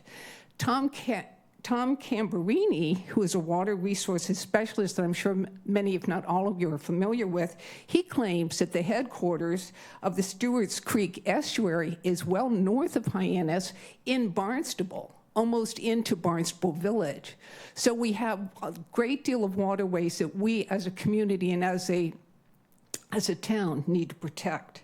So I am urging you to please protect particularly the areas around the West End Rotary where Stewart's Creek is above ground and underground, because if we don't protect this waterway, then the wildlife goes away. I live on Stewart's Creek. A bald eagle visited my backyard twice, once at the end of the spring and the beginning of the summer. We have wildlife, we have neighborhoods, we have water that needs to be protected, and we're working very hard to upgrade that so the beaches don't close and all of those resources are there for us. So I urge you to consider and approve the amendment. Thank you so much for your time. Great, thank you. Appreciate you coming down. Thank you very much for your comments. Hello, hello, welcome. Hi again, Kathy Ledeck, Barnstable Village. I wasn't going to say anything here, but on this particular matter, but I just can't hold back. So you may not know this, so I'm going to tell you. So I spent 30 years working with zoning ordinances and land use cases in Northern Virginia. It's an area of the country where the population is 10 times greater than what we've got here in the town of Barnstable. So I spent a lot of my time learning from those experiences and learning from the mistakes that were made with land use cases and land development down there, bringing it up here, hoping that we're not going to do the same. So down in Fairfax County, Virginia, they have an annual budget for stream restoration of $20 million. $20 million. That's a lot of money annually to restore streams, creeks, and rivers that are degraded from overdevelopment. So we need to learn from our mistakes. I would say in Fairfax County, and I wouldn't hesitate to say this in a public hearing down there, and lots of people would back me up, there were a lot of mistakes made in destroying streams, creeks, and rivers. So allowing denser development on a property that has a creek on it or a waterway is a mistake. Each of us has a responsibility to protect those waterways, whether it's on private or public property. I would ask that the purpose of this zoning amendment is to do exactly that, to protect our waterways from the mistake of overdevelopment. I support this map exactly the way it is and hope that you will consider voting yes. Thank you very much. Great, thank you very much for your comments. Any additional public comment? We shall welcome it now. Hello again. Hi, I'll consider this a public comment. My first one was just kind of background. And I just wanted to bring up something, although I hate to follow Kathy because I thought what she said was quite beautiful. But in March, the CPC put out a memo, if you will, recommending a recreation bond be created. And that was to address playgrounds and green space in Hyannis. And it's a beautifully written memo for those who haven't seen it. I'm sure the chair has seen it because he signed it. But it was really a thoughtful memo about how to address the concerns in Hyannis for a lack of green space and playgrounds. In fact, again, one of my constituents, we're talking about an override to pay for the sewer. And she said, I'll never vote for that because, my kids grew up here. We didn't even have a playground. Why should I vote for that? And that's why I really like this memo that the CPC put together. And they talked about the importance of playgrounds developing independence, friendship, and a sense of belonging to the community and creating lasting public spaces. And that's why this 720 Main is such a jewel, because right across the street is also land that was purchased to be recreation space. It does have an easement for a sewage pump station, but it is a recreation space. And you have an opportunity here to develop this in a different way. And if you think about it, we have the map in front of us here. Where else are you going to address what the CPC recommended? There's nowhere else in Hyannis to put some green space, a playground. This would be such a great opportunity to downzone this so we could address some of that. And the other thing that was said in the memo is if you did a recreation bond, you could have meaningful taxpayer savings by pursuing a coordinated design and construction at scale rather than a piecemeal basis. And I'd mentioned earlier in my remarks that the Riverview School, the Barnstable Land Trust, and the town of Barnstable are looking at a conservation restriction, which again is just south. So you start to develop, a little green corridor where you could have some opportunity, and you're not too far from the HYCC. So you could really start to develop something here. Thank you. Excellent, thank you very much. Appreciate the comments. Any additional public comment? We would welcome it at this time. Mr. Chairman, with your I'm leave, supposed to let you go twice. just wanted to complete an unfinished idea that I had in my presentation. Please make I it brief. talked about existing conditions, but I didn't compare it to what my client's proposing. As part of the permitting package, we were proposing to treat the runoff through our stormwater management plan. And so that's why I'm asking the board to consider what's currently existing to what my client would replace it with, which would be better for the creek because it would treat any of the runoff that's directed towards Stewart Creek. Sure, understood, thank you, appreciate that. Any additional public comment? Okay, gonna leave the public hearing open for a minute because I just wanted to get some comments out there. I first just want to state very clearly that this board is not the venue for a conversation about really what this conversation in the public comment has been about, which is the status of a stream, intermittent stream, conservation. None of us are anywhere close to educated or experts on that topic. If this is an issue that needs to be solved, we need to hear that from experts who are educated, trained in that. And so one path before us is to continue this, keep the public hearing open. I will say that, in light of board comments and public comment from an affected property owner, where I'm at right now is to leave it alone. I think that the changes that we made recently to the map were great, and I was happy with that. Again, in light of what we've seen, I personally, I'd leave it alone. Let's see, just looking through my notes here. Yeah, again, when I made my comments earlier, I thought that that property and some of these properties were going from DV to DN. You know, think of a property owner go from DMS to DN. I don't know. I can't sign off on that. I think that's just, you know, I've been on the Cape my whole life, and I know a lot of people who buy or own property thinking about their grandchildren or their great-grandchildren and what they will be able to do with that property to make a legacy for their family and earn a living.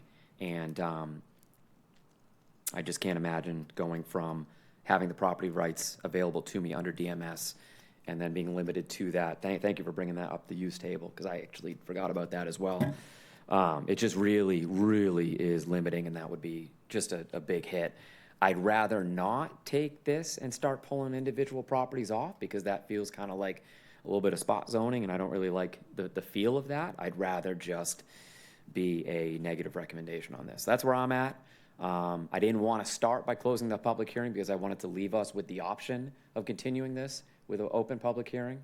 So let's see what the board thinks and where we want to go. Why don't I start down here? Michael? I want to hear Mary. Check in. Love it, love it. Mary, go I ahead. agree. That's what started the whole conversation, was I feel like we're picking pieces and saying, this should be either neighborhood or this should be village, and we've, you know, where does this, as I think Tim had said, where does it end, right? So I'm with you on this. I feel like we need to just keep it as it is, without making moves, and I guess our option is to reject it as it is. It would just be a That would negative be- recommendation. right, It would just be to okay. not recommend. Right. Yeah, town council still has the option to move forward with it if they please. Right, they have, it's their, Does it, it's There'll be a full public ultimately process there theirs. with their own public hearing. Right. Go ahead, Tim. one quick question, does that change voting thresholds? I don't know if it does or not. Does it? I don't know.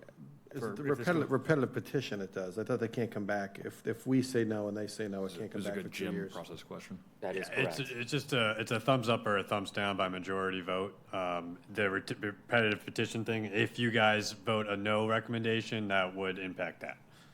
Gotcha. Thank you for that, Kyle. Stole your thunder, Jim. All right, thank you, Mary. Ray?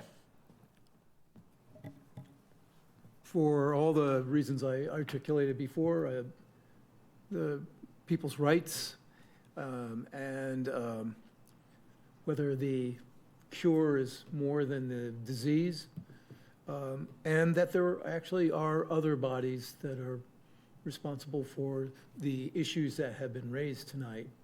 I don't think downzoning is the proper mode to preserve when you have a conservation commission, you have, you know, the Department of Natural Resources, a whole bunch of other things. And as I said earlier, I'm not inclined to support this. Understood. Thank you. Matt? I would not be in favor of recommending this. Tim? With my fellow board members, separate from the kind of discussions on, what's the address, 720 Main Street? Yep. I also share the chairman's concerns and discussion so much favored on that one particular property, as well as discussed by staff, everyone else, that it kind of gets the whole conversation going to a spot zoning conversation, so it opens up for potential appeals of this decision and process. So it's kind of been a lot focused on one property for this kind of larger zoning change.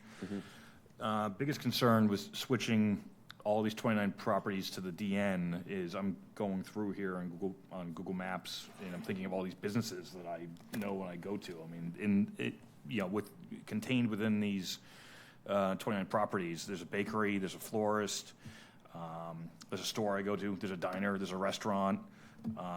There's also 2 Town of Barnstable-owned office buildings for the Center of Performing Arts, which will also now not be allowed in that district. So we're going to be putting the Town of Barnstable into non-compliance, or into owning pre-existing non-conforming properties.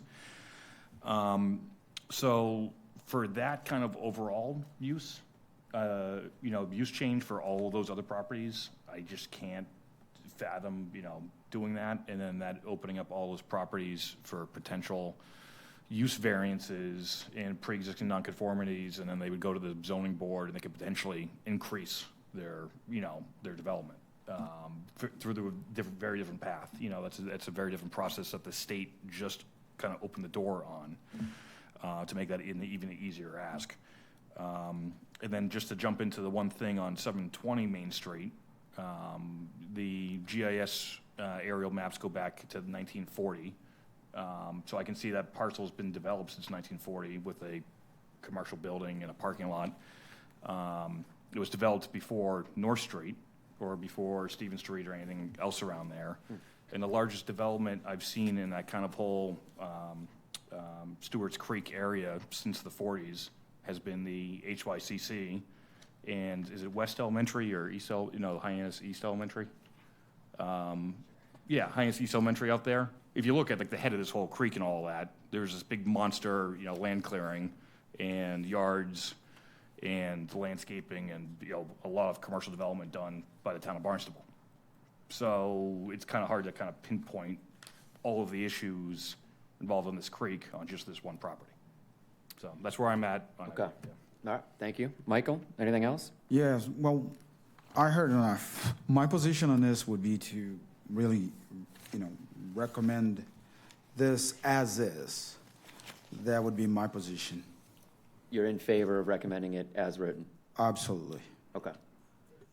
Just for clarity, so that's including, it's what we're looking at on the map right now, is that right? Or not including those 29 parcels? It's what we see in the map right now. Okay. Yeah, you'd be in favor of the ones marked in red being downzoned to DN? Correct. Okay, understood. Okay, all right, so with that, I'm going to make a motion to close the public hearing. Second. All right, all those in favor, Mary? Aye. Ray? Aye. Matt? Aye. Tim? Aye. Michael? Aye. And myself, Steve Robichaud, votes aye. And just based on the kind of the discussion we've had here, we do kind of have did you have something? I was just gonna say, I mean, the problem is a lot would have to change. We have to go in and No, build. don't even, yeah, Yeah. sorry, it's just, no, I think, I don't want to have 4 more hearings about it. Yeah. the five of us were pretty Okay. clear, so we're gonna try a motion and we see where the vote goes. So I'm gonna make a motion, I move to not recommend zoning amendment, town council item number 2027-009 to town council. Do we have a second? Second. Thank you, Ray. All those in favor? Mary? Aye. Ray? Aye. Matt? Aye. Tim? Aye. Michael? Aye. And myself, Steve Robichaud, votes aye. Okay. Moving along, we have general correspondence. Do we have any general correspondence to share? Looks like we do not. Next up, looking to Jim for a staff update. Back to the podium he goes. I feel like we haven't had a What's gym going update on? in a little bit. Yeah, it's been a while for a gym update. You got 45 minutes? No. No. Is that why we don't do them? How dare you? Sit back down. I've been providing plenty of updates in the meantime. We don't- I'm sure you have. There I'm sure goes you his have. trip to the planners conference in San Diego. Oh, jeez. right. All right, go ahead. No, but we will be taking a trip to lovely Plymouth on Wednesday morning to sit down with planners and building commissioners in the region to discuss the topic that you guys have already kind of hit on the head, the 40A discussion and all the amendments. Oh, Nice. excellent. So see you there. I'm a big fan of the land use attorney there, so I'm interested to see his take on things. We are currently gathering all the tidbits of information that are coming out of the state and other communities about the changes to the state law and the ongoing economic development bond bill. So additional potential changes. And we're hoping to gather and put together a little cheat sheet for this board, for the zoning board, and coming to the town council subcommittee as well. Our attorney, Jan Kendrick, is developing that out now. And so hopefully, maybe even by the next planning board meeting, we'll have a presentation for you in full. We will be discussing this at the ZBA this coming Wednesday. Excuse me, Jim, did you just say you're going to be arranging a little ching-ching for the board? Cheat sheet. Cheat sheet. Darn. So, sorry, no. And so, yeah, so hopefully in the near term, we'll be able to get you something to really wrap your head around, because a lot of big changes coming down from the state. I mean, we were discussing ADUs last year. We've been discussing the clean energy, what I call a comprehensive permit discussion, and trying to get guidance there. And then, of course, all the 40A changes that are occurring, the use variances, the nonconformities, being able to notice people via email, which seems problematic at the moment, but maybe something good in the future. All those things are occurring now. In addition to that, so as I'm sure Kyle has updated you on, over the last few years, LCP has been adopted, open space has been adopted. We're about to kick off our municipal vulnerability preparedness plan. That was updated about 5 years ago, maybe a little bit more. And we just recently received a grant for that. Another update that we're actively working on is that inclusionary housing zoning ordinance. I know that was a priority that came out of the subcommittee. It's been a priority discussed here. And I know, it was referenced earlier that Cambridge is being sued upon that very specific topic. And so I'm very excited that we took the conservative approach and is studying our ordinance for the proper increase potentially in number of affordable units per development, and using a science data-based approach as opposed to just arbitrarily moving up that percentage. So we're actively working with our consultant RKG, and they're hoping to have a draft for us this fall, and will likely come to this board for a presentation. I think that's good for now. Happy to answer any questions, though. Great, thank you for that, Jim. Any questions for Jim on that update? Okay, I'll give a quick update on the zoning subcommittee. We talked about a little bit about it tonight, and basically, the large amount of the work that we're doing right now is related to home occupation, which of course directly correlates to commercial vehicles, but we're doing a line-by-line deep review of the home occupation kind of red line draft, and worked last time our way through definitions, just going as deep as we can. And we're going to continue the conversation this Thursday, the 13th, and encourage anyone to join who wishes to do so. It's going to be here in this room at 3 o'clock on Thursday, 13th. Okay. Is the zoning subcommittee here now, or is it next door? Or is it In kind here of now. nice? Oh, Yeah, okay. plenty of room. Yep. So come on, come one, come all. Everyone had a chance to look at the July 13th, 2026 draft minutes. Do we have a motion to approve? I move that we approve the minutes of July 13th, 2026. We have a second? Second. Thank you. All those in favor? Mary? Aye. Ray? Aye. Matt? Aye. Tim? Aye. Michael? Aye. And myself, Steve Robichaud, votes aye. Future meetings, August 24th, 2026, and September 14th, 2026. Is just the September one remote, Kyle? Oh.